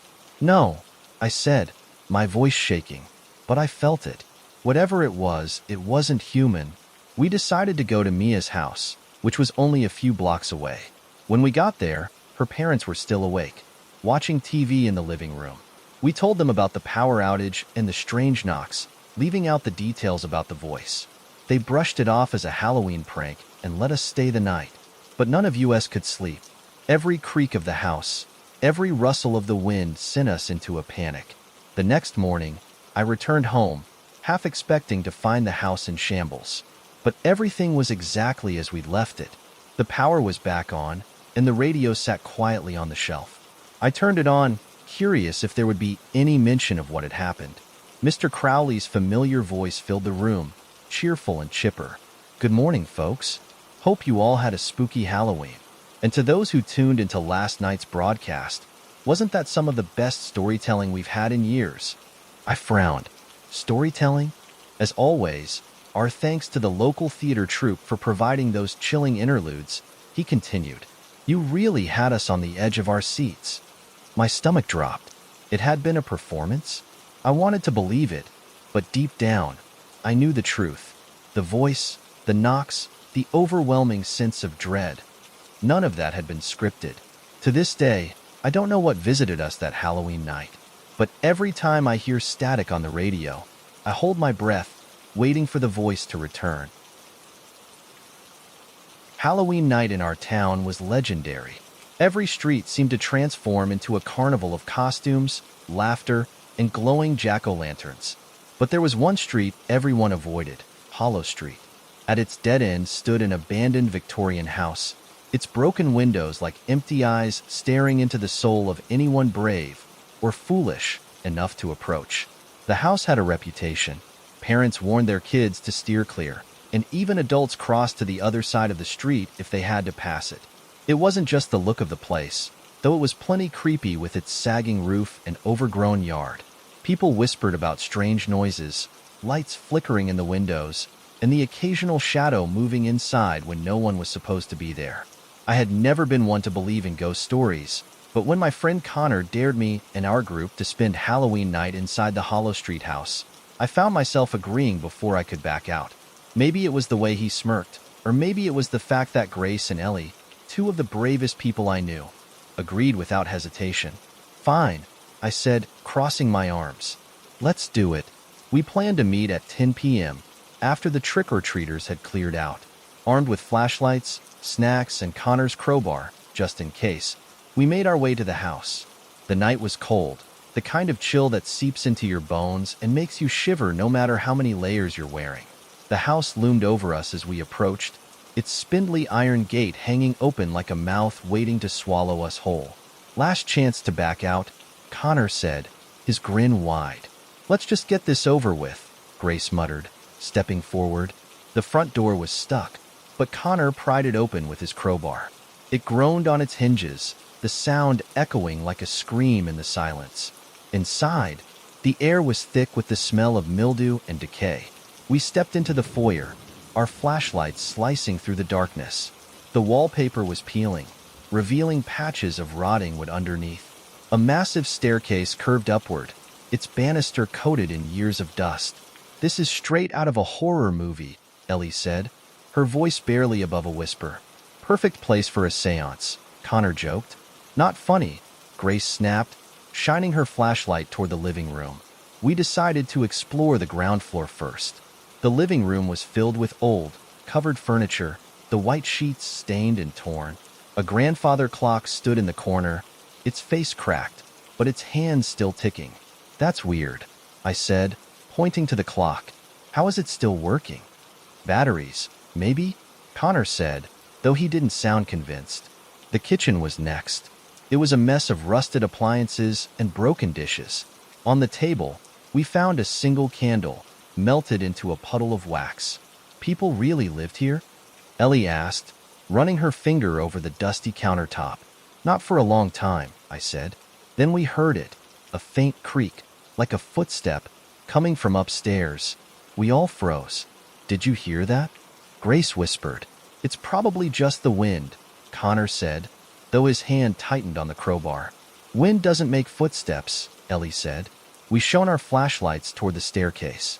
The creak came again, louder this time, followed by another and another. Someone, or something, was walking. "Let's check it out," Connor said, already heading for the stairs. "Are you insane?" Grace hissed, grabbing his arm. "What if it's just a squatter? We can't leave them here if they need help." Reluctantly, we followed him. The stairs groaned under our weight, each step feeling like a countdown to something terrible. At the top, a long hallway stretched out before us, lined with closed doors. "Which one?" Ellie asked, her flashlight shaking in her hand. As if in answer, the door at the end of the hall creaked open. "Nope," Grace said, backing up. "Absolutely not." But Connor was already moving forward. "Connor, wait," I called, but he didn't stop. The rest of us had no choice but to follow. Inside the room, it was freezing, far colder than the rest of the house. Our breath fogged the air as we stepped inside. The walls were lined with shelves, each one filled with dusty jars. Some were empty, but others contained strange, unidentifiable objects, twisted bones, dried herbs, and cloudy liquids that seemed to move on their own. "What is this place?" Ellie whispered. "Looks like some kind of witch's lair," Connor said, grinning. "Stop joking," Grace said, her eyes darting around the room. "We need to get out of here." Before anyone could respond, the door slammed shut behind us. Ellie screamed, and we all spun around, our flashlights flickering. "Who's there?" Connor shouted, banging on the door. The temperature dropped even further, and then we heard it, a low, guttural whisper, impossible to understand but undeniably there. It came from the jars, the shelves, the walls. "We're leaving," Grace said, pulling on the door handle, but it wouldn't budge. The whispers grew louder, overlapping until they became a deafening roar. My flashlight died, plunging me into darkness. "Turn them back on," Ellie shouted, her voice panicked. "I can't," I said, shaking it desperately. Then the room went silent. When my flashlight flickered back to life, the jars were gone. The shelves were empty, and the room was completely bare. What happened?" Connor asked, his voice trembling. "I don't know," I said, backing toward the door. The handle turned easily this time, and we stumbled into the hallway. But it wasn't the same hallway. The walls were cracked and bleeding, and the floorboards writhed like they were alive. "Run!" Grace screamed, and we bolted down the hall. The stairs were gone, replaced by a sheer drop into darkness. "We're trapped," Ellie cried, tears streaming down her face. "No, we're not," Connor said, running toward one of the other doors. He flung it open, revealing another staircase, this one spiraling downward. Without thinking, we followed him. The stairs seemed endless, twisting and turning in impossible ways. The air grew heavier with each step, pressing down on us like a weight. Finally, we reached the bottom, emerging into what looked like the basement. The walls were made of stone, and the floor was covered in a thick layer of dust. In the center of the room stood a single figure. It was tall and gaunt, its skin stretched tight over its bones. Its eyes were hollow sockets, and its mouth hung open in a silent scream. We froze, too terrified to move. Then it turned to us. "Leave," it rasped, its voice echoing in the stillness. We didn't need to be told twice. We ran, not caring where we went as long as it was away from that thing. The house seemed to shift around us, doors and hallways appearing and disappearing at random. Finally, we burst out the front door, collapsing onto the overgrown lawn. The house stood silently behind us, its broken windows glinting in the moonlight. We never spoke about what happened that night, but none of us ever went near Hollow Street again.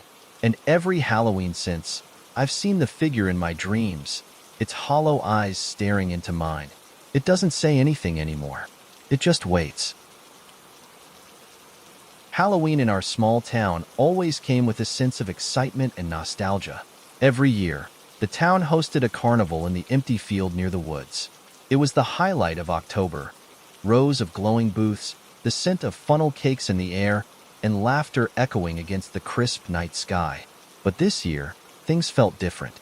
The flyers for the carnival had appeared overnight, plastered on lampposts and store windows. The Nightshade Carnival, they read in bold, looping letters. There was no mention of who was running it, just the promise of thrills beyond your wildest dreams. "Where did it come from?" my friend Laura asked as we stared at one of the posters. "No idea," I said, "but it looks fun." It wasn't unusual for traveling carnivals to pass through our town, but something about the Nightshade Carnival felt off. Maybe it was the way no one had seen them set up, or the fact that none of the adults seemed to remember approving it.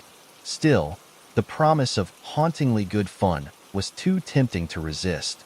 So, on Halloween night, Laura, my brother Ethan, and I decided to check it out.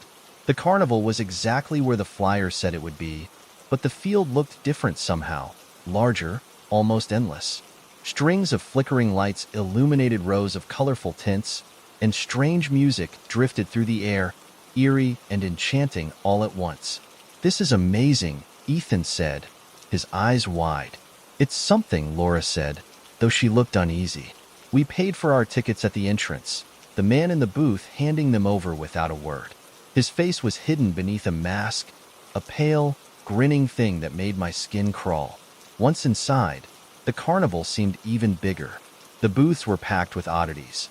Fortune tellers, games with prizes that looked too valuable to be real, and performers doing stunts that defied logic. "Look at that," Ethan said, pointing to a fire eater who seemed to swallow flames without burning himself. I nodded, but something about the performer's hollow eyes made me shiver. We wandered for a while, trying out the games and sampling the snacks, which were strangely delicious. The cotton candy melted in my mouth like snow, leaving a faint metallic aftertaste. "Let's try the funhouse," Ethan said, tugging on my sleeve. The funhouse loomed at the edge of the carnival, its entrance shaped like a giant, gaping clown mouth. A sign above it read, "Dare to enter?" "I don't know," Laura said, hesitating. "Oh, come on," Ethan said. "It's Halloween." Against my better judgment, I followed him inside, Laura trailing behind. The interior was dark, lit only by dim, flickering lights. Mirrors lined the walls, distorting our reflections into grotesque shapes. Ethan laughed, making faces at himself, but I couldn't shake the feeling that something was wrong. "Let's keep moving," I said, nudging him forward. The maze twisted and turned, the air growing colder with each step. The laughter and music from outside faded, replaced by a heavy silence. "This place is creepy," Laura whispered. Then we heard it, a faint giggle, high-pitched and echoing. "Did you hear that?" Ethan asked, stopping in his tracks. Before I could answer, the mirrors around us seemed to ripple, the reflections shifting. "Is that us?" Laura asked, her voice shaking. In the glass, our reflections were no longer mirroring our movements. They stood still, staring at us with wide, unblinking eyes. "Let's go," I said, grabbing Ethan's arm. We hurried through the maze, the giggling growing louder. The mirrors began to crack as we passed, thin lines spidering out across the glass. Finally, we burst out of the funhouse, gasping for air. The carnival looked different now, darker, the colors faded and muted. "Where is everyone?" Laura asked. The once bustling carnival was now eerily quiet. The booths stood empty, the performers and patrons nowhere to be seen. "This isn't funny," Ethan said, spinning around. "Where did everybody go?" We wandered through the empty carnival, calling out for help, but no one answered. The rides stood still, their lights flickering like dying stars. Then we saw her. A little girl stood by the carousel, her back to us. She wore a tattered dress, her hair falling in limp strands over her shoulders. "Hey," Ethan called, running toward her. "Wait," I shouted, grabbing his arm. The girl turned slowly, her face pale and gaunt. Her eyes were solid black, and when she opened her mouth to speak, her voice was a hollow echo. "You shouldn't be here," she said. "We're trying to leave," I said, my voice trembling. She pointed toward the woods. "The way out is there." "Through the woods?" Laura asked, glancing at me. The girl nodded. "Come with us," Ethan said, but she shook her head. "I can't," she said. "They won't let me." "Who won't let you?" I asked, but she only turned away, disappearing into the shadows. We didn't wait to find out what she meant. Gripping each other's hands, we ran toward the woods. The trees loomed tall and menacing, their twisted branches reaching out like claws. As we ran, the carnival music started up again, warped and distorted. Shadows darted between the trees, and the air grew colder with each step. "Keep going," I shouted, pulling Ethan along. We burst out of the woods and found ourselves back in the field, but the carnival was gone. The lights, the tents, the rides, everything had vanished, leaving nothing but an empty stretch of grass. "What just happened?" Laura asked, her voice shaking. "I don't know," I said, looking around. The flyers for the Nightshade Carnival were gone, too, as if they'd never existed. We walked home in silence, too shaken to speak. The next morning, I checked the local news, hoping for some explanation, but there was nothing. No mention of the carnival, no reports of anyone missing. It was as if the Nightshade Carnival had never been there. But I know what we saw. Sometimes, on cold October nights, I hear that eerie music drifting on the wind, faint and distant. And I wonder if the Nightshade Carnival will return. If it does, I won't be going back.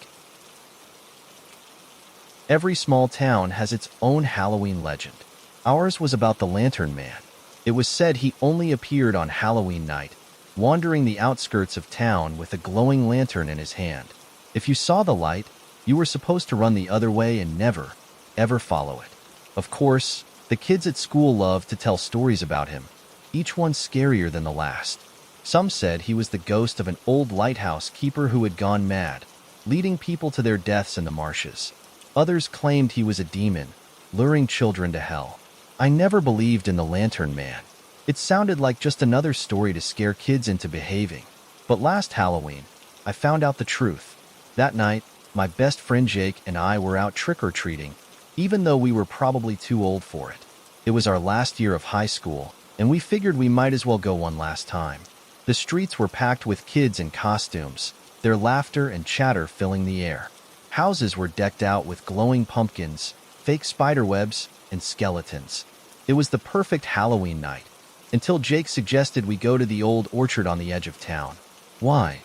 I asked, adjusting my cheap vampire cape. "Because," he said, grinning, "that's where the Lantern Man is supposed to show up." I rolled my eyes. "You don't actually believe that, do you?" "Come on, Ryan. Don't you want to see if it's real?" I hesitated. The orchard was a creepy place, even during the day, but I didn't want to look like a chicken. "Fine," I said. "Let's go." The orchard was a mile out of town, a long walk down a dark, deserted road. By the time we got there, the laughter and lights of the neighborhood were far behind us. The trees were bare, their twisted branches clawing at the starless sky. The ground was covered in dead leaves, crunching under our feet as we walked. "Creepy enough for you?" I asked, trying to hide the unease in my voice. Jake just laughed.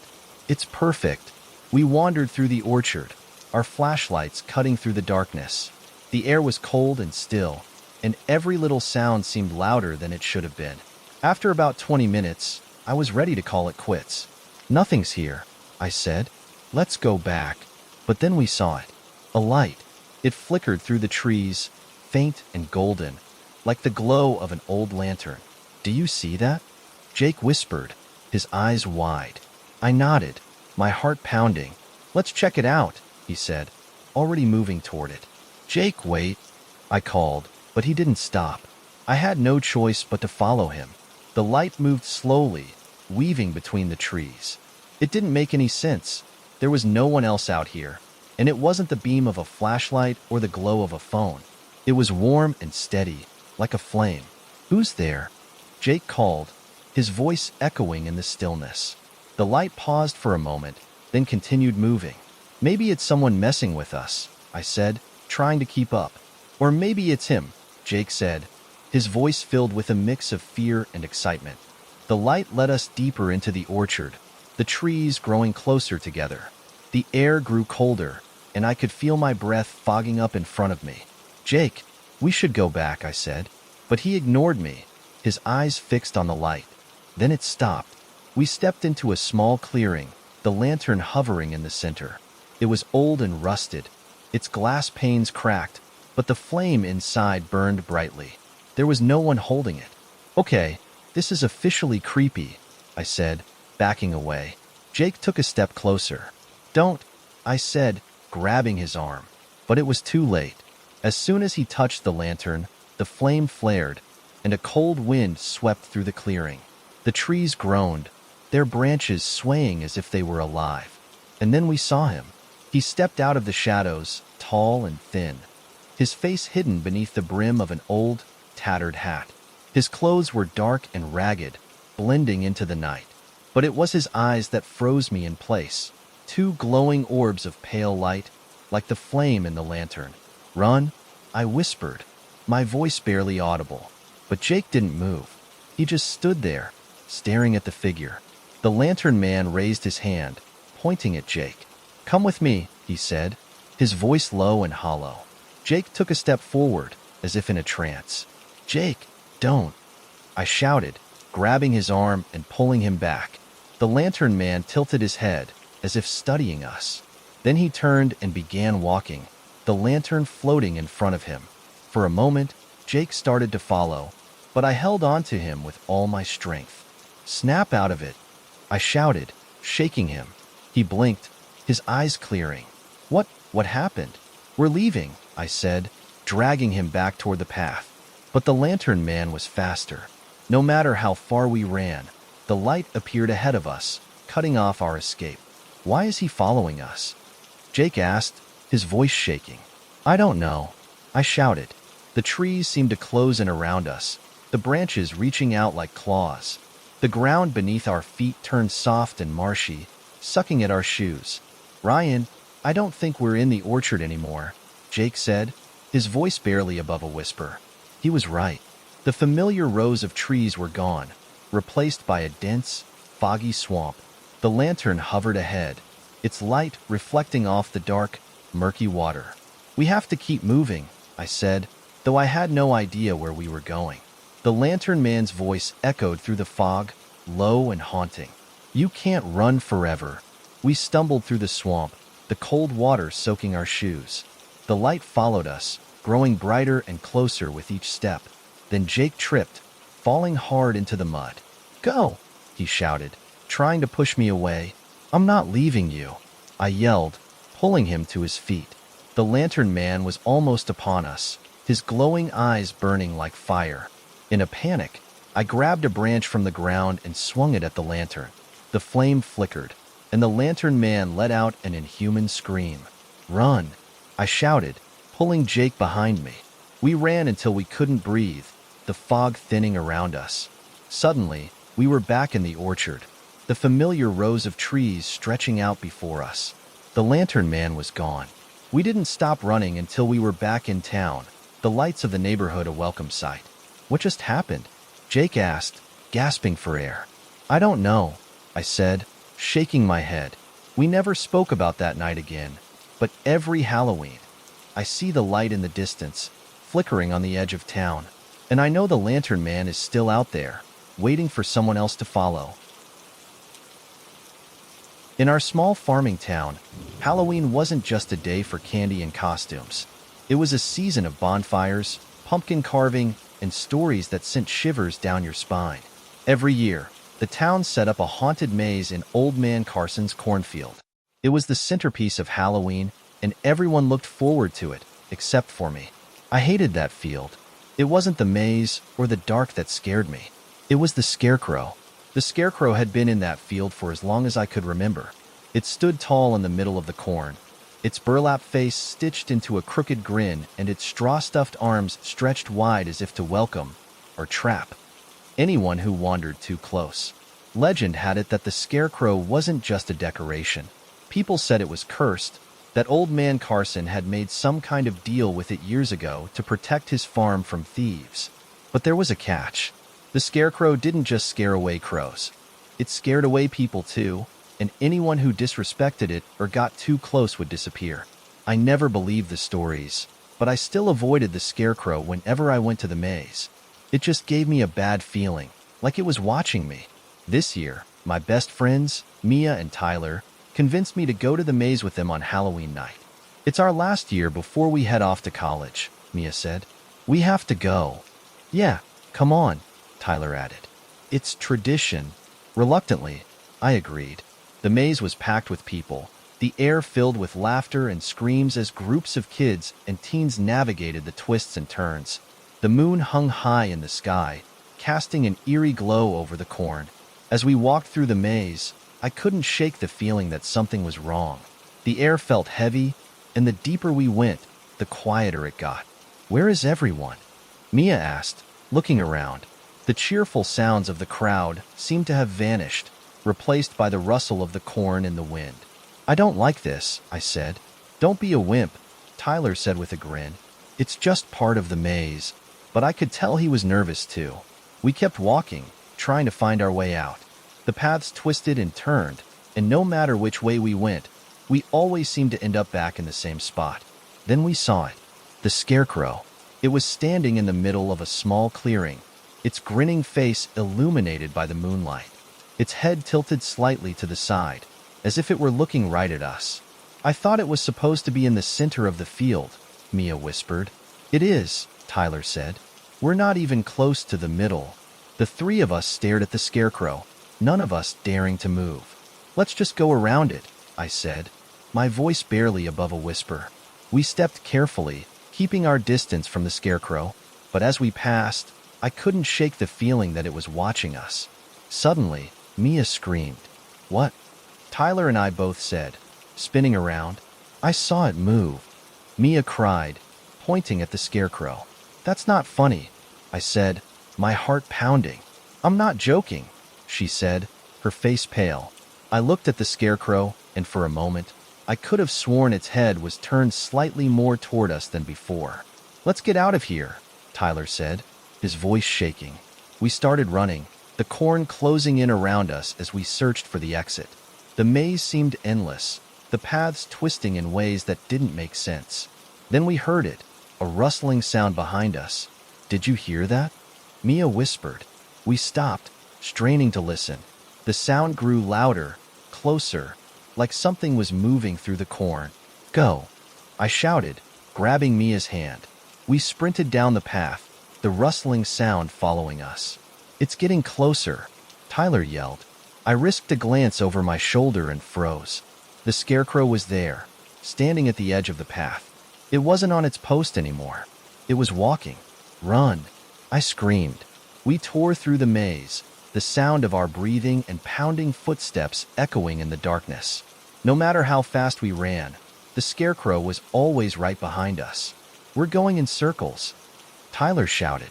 The corn seemed to stretch endlessly in every direction, trapping us.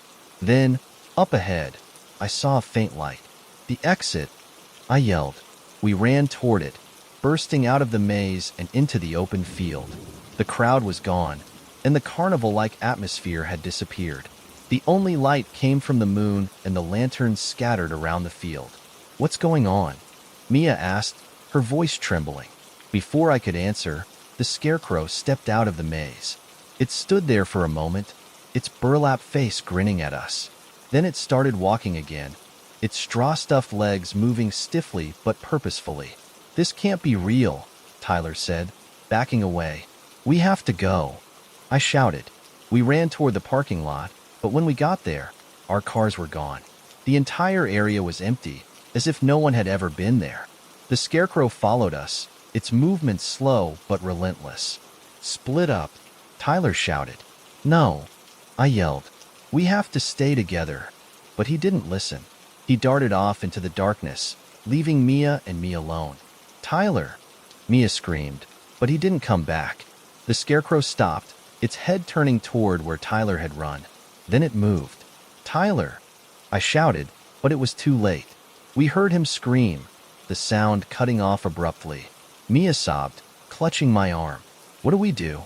"I don't know," I said, my mind racing. The scarecrow turned back toward us, its glowing eyes locking onto mine. "Stay behind me," I said, picking up a broken fence post from the ground. The scarecrow stepped closer, its grin widening. "Leave us alone," I shouted, swinging the post at it. The scarecrow caught it mid-swing, its straw hand impossibly strong. It yanked the post out of my hands and tossed it aside. "Run, Mia," I yelled. We ran back toward the maze, hoping to lose it among the winding paths. But the maze was different now. The corn was taller, the paths narrower, and the scarecrow was always just behind us. Finally, we stumbled into another clearing, the scarecrow blocking the only exit. "This is it," Mia said, tears streaming down her face. "No," I said, gripping her hand. "We'll get out of this." The scarecrow stepped closer, raising one straw arm. And then it stopped. The moonlight faded, and the air grew still. The scarecrow tilted its head, as if listening to something. Then, just as suddenly as it had started, it turned and walked away, disappearing into the corn. Mia and I didn't wait to see if it would come back. We ran until we were out of the maze and back on the main road. The next morning, the maze was gone. The cornfield had been harvested overnight, leaving nothing but an empty field. Tyler was never found, and no one in town seemed to remember the maze or the scarecrow. But I remember, and every Halloween, I hear the rustle of corn in the wind, and I know the scarecrow is still out there, waiting for someone else to wander too close. Halloween has always been my favorite night of the year. I love the costumes, the candy, and the way the whole world feels different, like anything could happen. But last Halloween, something happened that I'll never forget. Something that still makes me wonder if the world is much stranger than we know. It started with a mask. Every year, my friends and I throw a big Halloween party in my garage. We deck the place out with fake cobwebs, strobe lights, and spooky decorations. We'd planned this party for weeks, and by the time the night rolled around, we were ready for the best Halloween yet. People started arriving around 8 p.m. Everyone was dressed up, from vampires to zombies to superheroes. It was a typical Halloween crowd, at least, that's what I thought at first. I was standing by the snack table, munching on a handful of candy corn, when I saw him, the man in the mask. He was tall, with broad shoulders, and his costume was simple. Black pants, a black hoodie, and a white mask that covered his whole face. The mask wasn't anything fancy, just a smooth, blank face with a painted smile. It was the kind of thing you'd find in a dollar store. I didn't recognize him, but I figured he was a friend of a friend. People always brought random guests to these parties, so I didn't think much of it. At first, the man didn't talk to anyone. He just stood near the edge of the crowd, watching. His mask caught the light from the strobe, the painted smile flickering in and out of view. "Who's that guy?" I asked my friend Josh, nodding toward the man. Josh glanced over and shrugged. "No idea. Probably someone Sarah invited." Sarah was my best friend, and she was always bringing new people around. I decided to ask her about it later. The party went on, and I tried to forget about the masked man. But every time I looked up, there he was, standing in a different corner, watching me. It was unsettling. Around midnight, things started to wind down. People were leaving, and the music was getting quieter. I was picking up empty cups when I saw the masked man again. This time, he was standing in the doorway to the garage, his head tilted slightly to the side. "Hey," I said, walking over to him. "You're Sarah's friend, right?" He didn't answer. "You having a good time?" I asked, trying to sound casual. "Nothing." The mask's painted smile seemed wider in the dim light, almost like it was mocking me. "Look, if you're just gonna stand there and be creepy, you can leave," I said, my nerves starting to fray. He tilted his head the other way, the silence stretching between us. I turned to call for Josh, but when I looked back, the man was gone. I felt a chill run down my spine. "Who was that guy?"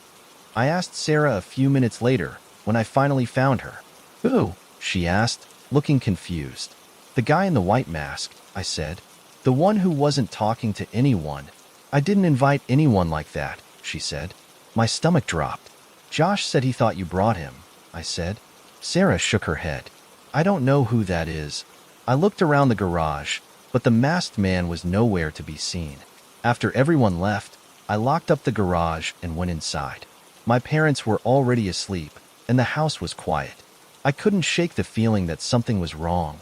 I double-checked the locks on the doors and windows, then went to bed. That's when the dreams started. I dreamed I was back in the garage, but it was empty.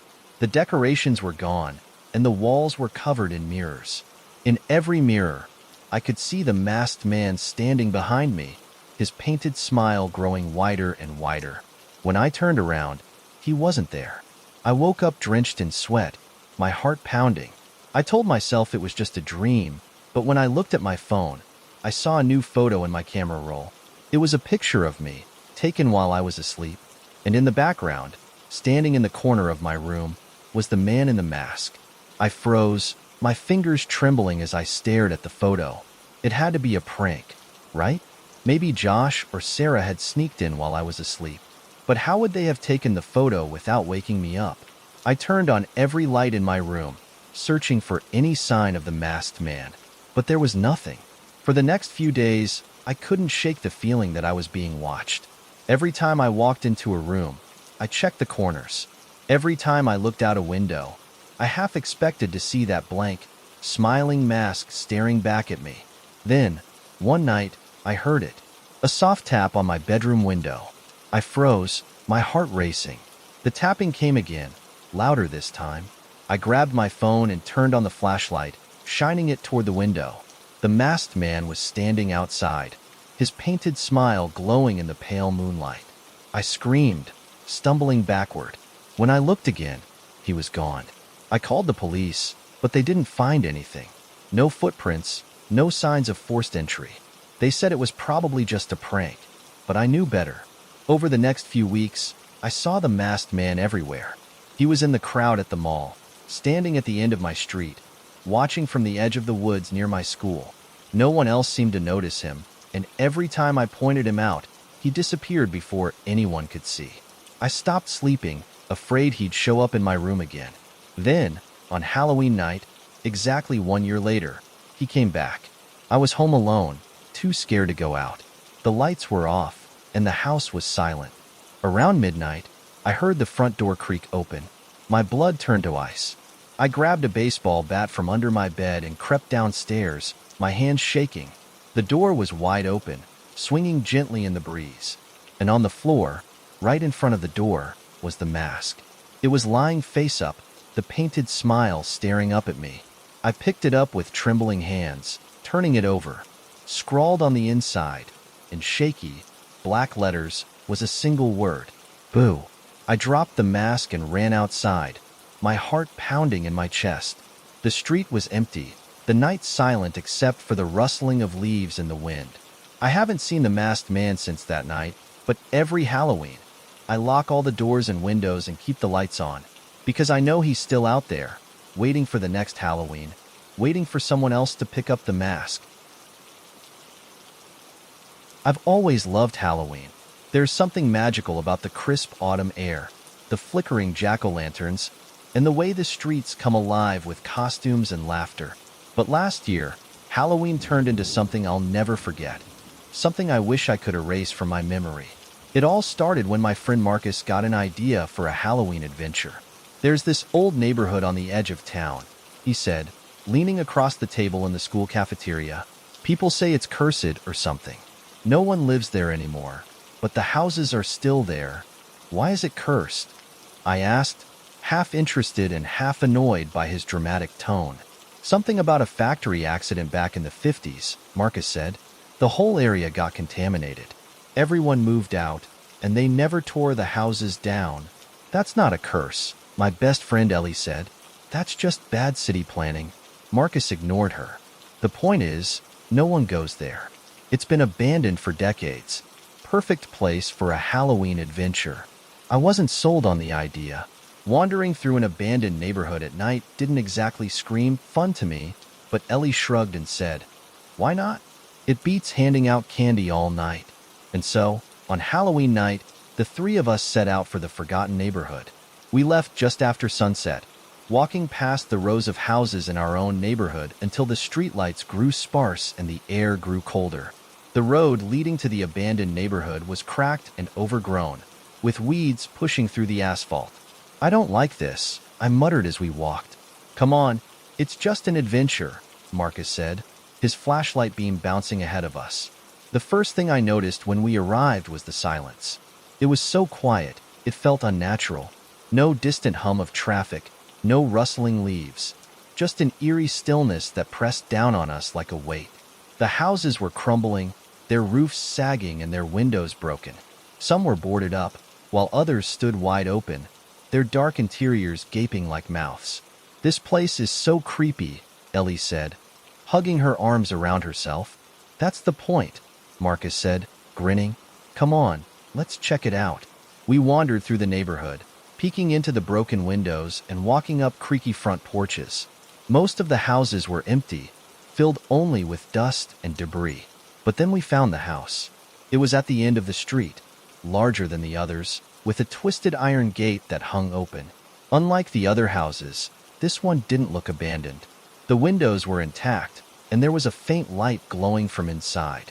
"Someone lives here," I said, stopping in my tracks. "No way," Marcus said. "This whole neighborhood's been empty for years. Then where's that light coming from?" Ellie asked, pointing to one of the upstairs windows. Marcus hesitated. "Maybe it's just a reflection or something. Let's check it out."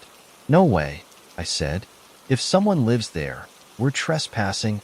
They'd have to be crazy to live out here," Marcus said. "And besides, it's Halloween. They'll probably just think we're trick-or-treating." Ellie and I exchanged a glance, but Marcus was already walking through the gate. The air grew colder as we approached the house. The front door was slightly ajar, and when Marcus pushed it open, it creaked loudly, echoing into the darkness inside. "Hello?" Marcus called, his voice shaky. "Anyone home?" No answer. The three of us stepped inside, our flashlights cutting through the gloom. The interior was surprisingly well kept, with furniture covered in white sheets and a chandelier hanging from the ceiling. It felt more like a museum than an abandoned house. "This is so weird," Ellie whispered. "Look," Marcus said, pointing to the staircase. At the top of the stairs, there was a mirror hanging on the wall. In the faint light, we could see writing scrawled across the glass in red. "Leave. Now." "Okay, that's enough for me," I said, turning toward the door. But Marcus grabbed my arm. "Wait, it's probably just a prank.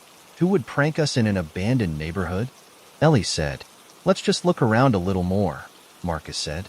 Reluctantly, we followed him deeper into the house. The air inside was thick and musty, and every creak of the floorboards made my heart race. We found a living room filled with dusty furniture and old photographs on the walls. The pictures showed a family, a man, a woman, and 2 children, all smiling brightly. "Creepy," Ellie said, staring at the photos. Suddenly, there was a loud bang from upstairs. We all froze. "What was that?" I whispered. Marcus turned toward the staircase, his flashlight trembling in his hand. "Probably just the wind." "That wasn't the wind," Ellie said, backing away. "Stay here," Marcus said. "I'll check it out." "Are you insane?" I hissed. "Come on, don't be a baby," he said, starting up the stairs. Ellie and I reluctantly followed, our footsteps echoing in the silence. The upstairs hallway was long and narrow, with doors lining both sides. At the end of the hall was the mirror we'd seen earlier. Up close, the writing on the glass looked even more menacing, as if it had been scratched into the surface. We walked past the first few doors, peeking into empty bedrooms and dusty bathrooms. Then we reached the last door. It was closed, and the faint glow we'd seen from outside was coming from underneath it. Marcus reached for the doorknob, but Ellie grabbed his arm. "Don't," she whispered, but Marcus shook her off and turned the knob. The door swung open, revealing a small, dimly lit room. In the center of the room was a single chair, and sitting in the chair was a doll. The doll was old and worn, with matted hair and a cracked porcelain face. Its eyes were wide open, staring straight at us. "That's unsettling," Ellie said, taking a step back. Marcus walked into the room, shining his flashlight around. "There's nothing else in here." The door suddenly slammed shut behind us. Ellie screamed, and I spun around, trying to open the door. It wouldn't budge. "Let us out," I shouted, pounding on the door. The doll's head turned. We all froze, staring at the doll as it slowly tilted its head to one side. "Did it just move?" Ellie whispered. Before anyone could answer, the lights in the room flickered and went out. We were plunged into darkness, and the air grew icy cold. Then we heard it, a faint, raspy whisper coming from all around us. "Leave, leave, leave." I fumbled for my flashlight, but it wouldn't turn on. "Marcus," I shouted, "open the door." "I'm trying," he yelled, yanking at the doorknob. The whispering grew louder, filling the room, and then the doll laughed. It was a high-pitched, mechanical sound that sent chills down my spine. The door suddenly flew open, and we stumbled out into the hallway. "Run," Marcus shouted. We bolted down the stairs and out of the house, not stopping until we were back on the main road. We didn't talk as we walked home, too shaken to say anything. The next day, Marcus wanted to go back and see if the house was still there, but Ellie and I refused. Weeks later, I looked up the neighborhood online. There was no record of any factory accident or contamination. In fact, there was no record of the neighborhood at all. It was as if it had never existed. But I know what we saw, and every Halloween, I can still hear the faint sound of that doll's laughter echoing in my mind. Halloween has always been a time for fun, spooky stories, and the thrill of haunted houses. But last Halloween, what should have been an exciting evening turned into a night of terror I'll never forget. It was a night that felt like it belonged in one of those creepy urban legends, a story people tell when the weather turns cold and the wind howls. It all started when my friends and I decided to walk through the old part of town. This area was known for its decaying buildings and narrow, twisting alleys, perfect for Halloween. Everyone else was busy with parties or handing out candy, but we wanted to do something different, something that would give us a real scare. "Let's go through the fog," my friend Tom suggested, his breath visible in the cool night air. I hesitated. The fog was thick, rolling in from the river nearby. It was so dense you could barely see a foot in front of you. "Are you sure?" "It's pretty creepy out there," I said, glancing at the swirling mists. "We'll be fine. What's the worst that could happen?" Tom grinned, and my other friends, Katie and Sam, nodded in agreement. I should have known better. The fog felt different that night, almost alive. It was cold and damp, wrapping around us like a heavy blanket. Our footsteps echoed in the silence, and every time I tried to speak, my voice sounded muffled, as though the fog was swallowing my words. "This is weird," Sam muttered, looking around nervously. "It's too quiet." "I know," Katie agreed, clutching her jacket tighter around her. "Where are the cars?" "This part of town is usually full of people, even at night." I noticed that too. It was as if the whole world had gone silent. The fog seemed to erase everything. The distant sounds of traffic, the occasional bark of a dog, even the usual hum of the city's nightlife. We kept walking, deeper into the thickening fog. The buildings around us looked like shadows, blurred and misshapen, their outlines barely visible. I tried to focus on my friends, but their faces seemed lost in the mist, their features distorted, like figures from a dream. "Let's turn back," Katie suggested, her voice tinged with fear. "This is starting to freak me out." But Tom, ever the adventurer, shook his head. "No, we're almost there. Just a little further." "What's there?" I asked, but Tom didn't answer. He was already walking ahead, his footsteps sinking into the fog. We followed him reluctantly, our footsteps squelching in the damp ground. Suddenly, I stopped. "Do you hear that?" I asked. Katie and Sam froze. The sound was faint at first, like whispers carried on the wind. But then it grew louder, clearer. It was a voice, a low murmur that seemed to come from all around us. "Who's there?" Sam called, his voice shaking. No answer. We stood in the middle of the fog, all of us tense and listening. The whispers seemed to be getting closer, circling us, though we couldn't see anything through the dense mist. "Guys, let's just go back. This is really freaking me out," Katie said, her voice barely above a whisper. But Tom was already walking forward, his eyes focused on something ahead of him. "It's just a group of kids messing around," he said, sounding more confident than he should have. "Come on." Reluctantly, we followed him, but the whispers didn't stop. In fact, they seemed to get louder with every step, until they were almost deafening. We rounded a corner, and that's when I saw it.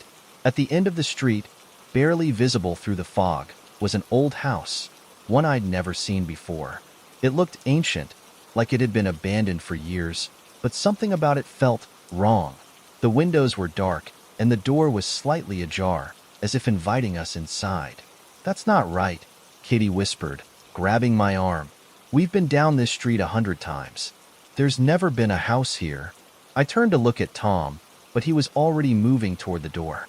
"It's just an old house. Let's check it out." I didn't want to go inside. There was something unnatural about it, like the house didn't belong here, in this place, in this time. But Tom was already at the door, and without thinking, I followed. As soon as we stepped inside, the temperature dropped. I could see my breath, and the air felt heavy, like it was pressing against me. The room was dark, save for a few flickering lights hanging from the ceiling. The walls were covered in peeling wallpaper, and the floorboards creaked under our weight. "Do you think this place is abandoned?" Sam asked, his voice quivering. "I don't know," I said, trying to peer into the shadows. "But I don't like it." A sudden bang echoed through the house, and we all jumped. "What was that?" Katie asked, her voice rising. Before I could answer, a figure appeared at the top of the stairs. It was a man, tall, with long, unkempt hair and a face that was twisted into a grotesque smile. His clothes were old, ragged, and he was staring at us with wide, hollow eyes. "Who are you?" Tom called, stepping forward. The man didn't respond. He just kept staring, his smile growing wider, stretching unnaturally across his face. "What do we do?" Sam whispered, his eyes darting around the room. "Run," I said, my voice trembling. But before we could turn, the man took a step down the stairs. Then another, and another. Each step was slow, deliberate, like he was savoring the moment. We backed up toward the door, but it was as if the house had changed. The hallway seemed longer, and the door was farther away than it had been. The air was thick, almost suffocating. Suddenly, the whispers returned, louder than ever, swirling around us, echoing off the walls. The man stopped, his eyes never leaving us, and the smile on his face stretched even further. I could feel something watching us, something in the shadows, in the corners of the room. My heart was racing, and every instinct told me to run, but I couldn't move. The whispers grew frantic, and the man started to laugh, a low, guttural laugh that sent chills down my spine. Then, the lights flickered and went out. We were plunged into darkness. I felt a hand grab my shoulder, and I screamed. "Move!" Tom shouted, his voice cutting through the chaos. I don't know how we managed to find our way out of that house, but somehow, we did. We ran blindly through the fog, not stopping until we reached the main street. I looked back only once, and I swear I saw the man standing in the doorway, still smiling, still watching. We didn't speak as we walked home, the fog pressing in around us. The streets felt wrong. and the air seemed heavier than before. By the time we made it back to my house, the fog had started to dissipate, but I couldn't shake the feeling that something was following us, that the man from the house was still out there, lurking in the shadows. We never spoke about that night again, but every Halloween since, I can't help but think about the house and the man in the fog. Sometimes, when I walk through the streets late at night, I feel like the fog is closing in on me again, and I wonder if it's just a matter of time before it comes back for me. I don't know if it was a trick of the mind, or if we really stumbled into something that should have stayed hidden, but I'm not sure I ever want to find out. And every Halloween, when the fog rolls in, I can't help but wonder, who else has wandered into the fog, never to return? It was the perfect Halloween night, or so we thought. The air was crisp, the smell of burning wood and autumn leaves filled the air, and the moon hung low, casting an eerie glow over the town. Halloween was always a big deal in our neighborhood, and this year, we had decided to go all out. My friends and I had spent weeks planning the most elaborate costumes, and we were ready for a night of trick-or-treating, spooky stories, and maybe a few haunted houses. But that all changed when we decided to explore the abandoned house on Maple Street. Maple Street had always been a place of mystery. It was the kind of street you didn't walk down at night unless you had a reason to. The houses on the block were old, some falling into disrepair, their windows boarded up and their yards overgrown with weeds. The last time anyone had lived on Maple Street was about a decade ago, and the house that sat at the end of the road, the house everyone whispered about, had been abandoned for as long as I could remember. We had heard the rumors, of course. People said it was haunted, that strange things had happened there before the family moved out, and that the house had been empty ever since. But being teenagers, we were more interested in the thrill of sneaking into an old house than the ghost stories surrounding it. "You guys ready?" Tom asked, pulling his werewolf mask down over his face and grinning. "Let's just get this over with," I said, adjusting the cape of my vampire costume. I wasn't exactly scared of the house, but I wasn't thrilled about walking into an abandoned property in the middle of the night either. The others were excited, though, especially when we reached Maple Street. The fog had started to roll in, thick and heavy, making the streetlights look like distant, flickering ghosts in the mist. "This is it," Katie said, eyeing the house at the end of the block. It was the largest one on the street, with a tall, wrought iron fence surrounding the yard and ivy creeping up the walls.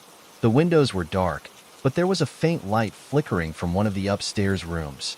"Do you think someone's living there?" I asked. "No one's lived here in years," said Marcus, who was dressed as a zombie. "It's empty, I'm sure of it." We walked up the gravel path leading to the front door, our footsteps crunching on the ground. The house loomed over us, its towering silhouette barely visible through the fog. "All right, guys," Tom said, his voice tinged with excitement. "Let's go inside." We pushed the rusty gate open, and it creaked loudly as if protesting our intrusion. The door was already slightly ajar, which, in hindsight, should have been our first warning. But we were too eager to care.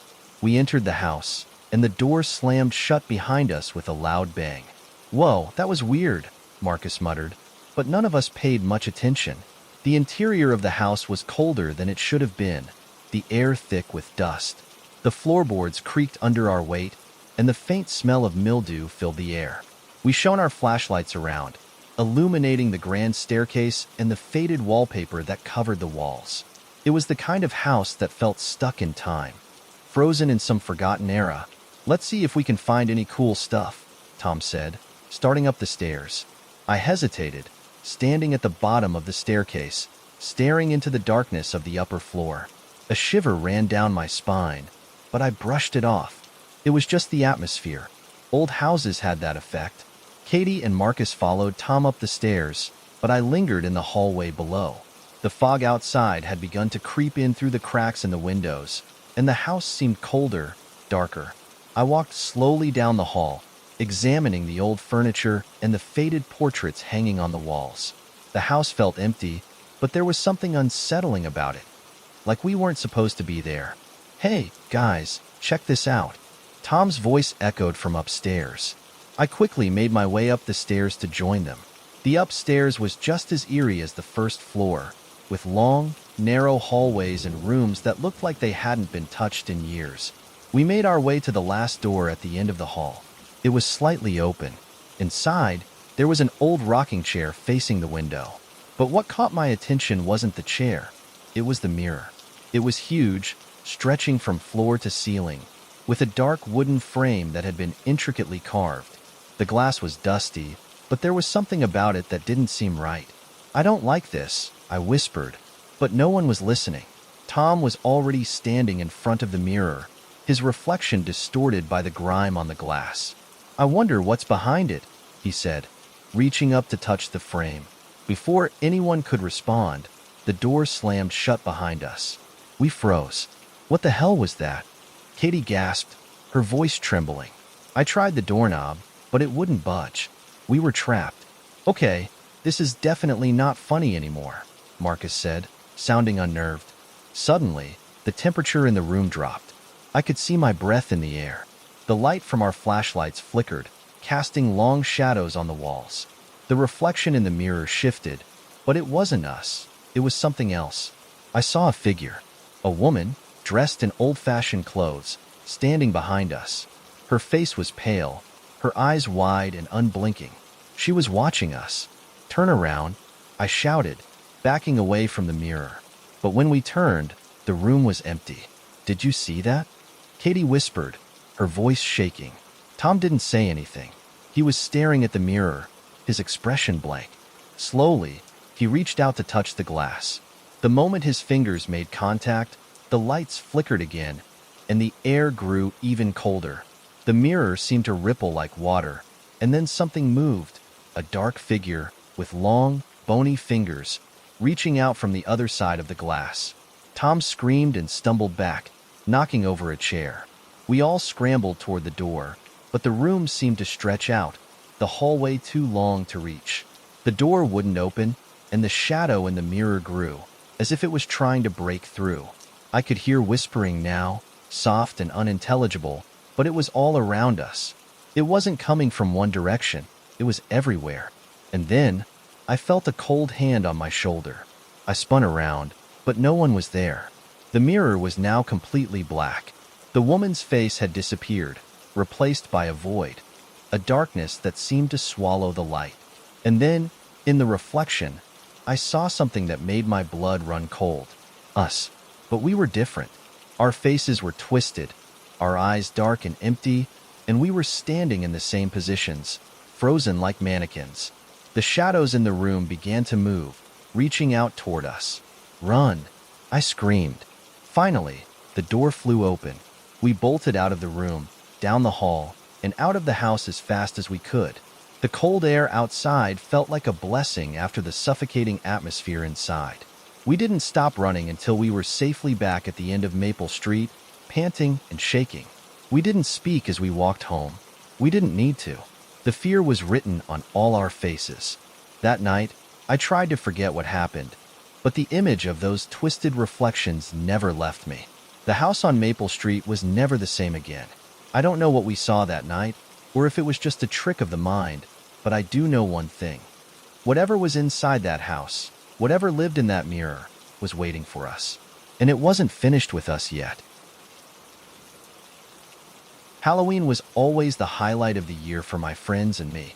The costumes, the candy, the spooky atmosphere. It was all a part of the fun. But the Halloween night I'll never forget wasn't filled with tricks or treats. It was filled with something much darker. It all started when we dared each other to venture into Hollow Creek, a forgotten part of town with an eerie reputation. I'd heard the stories growing up. Hollow Creek was an area so old that people whispered about it even in the daylight. The streetlights flickered when they were on, the houses were crumbling, and people said the woods nearby were haunted by the spirits of the past. The bravest of kids would dare each other to walk the old trails, but no one ever stayed long. The stories always involved strange noises in the trees, strange figures in the mist, and strange shadows that seemed to move on their own. But this Halloween, my friends and I were feeling adventurous, or maybe foolish, and we decided to challenge the legends. There were 4 of us, me, my best friend Lily, and our friends Chris and Josh. We were all dressed in different costumes. I was a ghost. Lily a witch, Chris a zombie, and Josh, who always loved the macabre, was a vampire. We gathered near the outskirts of the town. Just as the sun began to set, the sky painted in shades of orange and pink. The crisp autumn air seemed to hum with energy as we walked toward Hollow Creek, our footsteps crunching on the fallen leaves. "This is going to be so cool," Chris said, adjusting his zombie makeup. "We'll be legends for going through Hollow Creek on Halloween night."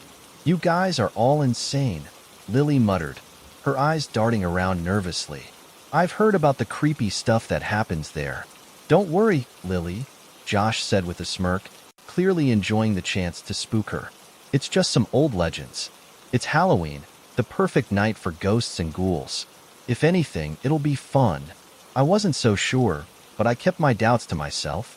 The thought of being the only one to chicken out was worse than whatever might lie ahead. The four of us pushed forward, walking deeper into Hollow Creek. The path into the woods wasn't well maintained. We had to step over fallen branches and navigate through thick underbrush as the trees grew denser around us. The sky grew darker, and the moon started to rise, casting an eerie glow over the landscape. Shadows stretched long across the ground, and the wind began to pick up, rustling the leaves in an unsettling way. The air was colder now, and the fog started to roll in, thick and heavy, just as the stories said it would. We arrived at the first clearing in the woods, where a dilapidated house stood. It looked ancient, like it hadn't been touched in decades. The windows were shattered, the front door hanging crooked on its hinges, and the roof was covered in moss and vines. There was something off about the place, a strange energy in the air that made my skin crawl. "This is it," Josh said, his voice low. "The old Hollow Creek house." I swallowed hard. "Let's just get this over with." We stepped cautiously through the broken door frame, our footsteps echoing in the hollow, empty space. The interior was dark and musty, the air thick with dust. We shone our flashlights around, revealing faded wallpaper peeling off the walls and old furniture covered in sheets. But there was something about this house that didn't feel abandoned. It felt like someone, or something, was watching us. "Is anyone else getting the chills?" Lily whispered, clutching her broomstick tighter. "Yeah, this place gives me the creeps," Chris admitted, his voice shaky. "Let's just look around quickly and go back." We nodded in agreement, but as we ventured further into the house, strange things began to happen. The first thing I noticed was the sound.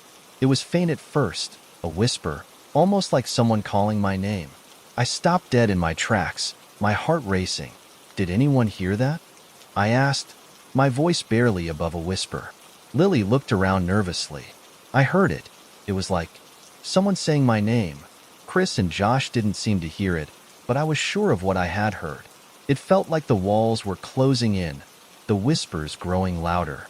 I strained to make out the words, but all I could catch was something like, "Help! Here! Come closer!" "Maybe we should leave," Lily suggested, her voice trembling. "This doesn't feel right." But before any of us could move, the temperature in the house dropped suddenly. A chill ran down my spine, and I shivered. The air felt heavy, oppressive. The wind outside began to howl, and the house seemed to groan, like it was alive. I spun around. "Did you hear that?" I demanded. "Something's in here with us." Before anyone could respond, the front door slammed shut with a deafening bang, shaking the entire house. The four of us froze, panic setting in. "No way out," Josh muttered, his usual bravado replaced with fear. "We're stuck." The whispers came again, louder now, coming from all directions, swirling around us like a chorus of voices. They were harder to ignore this time, seeping into our ears and minds. "Come closer. Join us. It's too late to run." My pulse pounded in my ears, my breath shallow. I looked at my friends, but their faces were pale, wide-eyed with fear. We needed to leave, but we were trapped. The house seemed to shift. The walls were no longer where they had been moments before. The hallway stretched farther than it had a second ago, and the room seemed to change shape, becoming disorienting and confusing. It was like the house itself was a maze that we couldn't escape. "We have to get out," I said, my voice shaking with fear. But the moment I turned to leave, I saw something, or rather, someone. standing in the corner of the room. It was a figure, hunched and shrouded in shadow, but its eyes, they were glowing. The faint blue light flickered like candle flames in the dark. I gasped and backed away, grabbing Lily's arm. "What is that?" "It's them," Lily whispered, her voice barely audible. "The spirits, the ones from the stories." And then, as if on cue, the figure began to move. It shuffled forward, its feet dragging across the floor, making a sound like nails on a chalkboard. We tried to run, but the hallway stretched again, and we were right back where we started. The whispers became louder, almost deafening now. "Stay with us, it's too late." Suddenly, a door swung open at the end of the hallway. A bright light poured out, and the whispers stopped. "Go. We have to go now," Chris shouted, his voice hoarse with panic. We sprinted down the hallway, but as we reached the door, something invisible seemed to pull at us, dragging us back. We struggled, but we couldn't move. The light from the door dimmed, and the figure behind us was getting closer, its glowing eyes now burning with malice. The door slammed shut behind us just as the figure reached us. I collided with the ground, my body thudding hard against the floor. For a moment, everything went silent. When I looked up, we were no longer inside the house. We were standing at the edge of Hollow Creek, the woods stretching out before us. The fog had disappeared, and the night was still once more. The air no longer felt oppressive. It was just normal. We didn't speak as we stood there, trying to comprehend what had just happened. But one thing was certain. We had been close to something we didn't understand, something ancient. The whispers still echoed in my mind, and I knew we had narrowly escaped whatever dark force resided in that house. I glanced back at the woods. The trees loomed like dark sentinels, and though we were safe for now, I couldn't shake the feeling that the house, and the spirits within it, were still watching us. As we walked back to the safety of the town, I couldn't help but think, what if next year, someone else dared to venture into Hollow Creek? And if they did, what would happen to them? Would they hear the whispers too? I didn't know, but I sure wasn't going back to find out. Not ever again.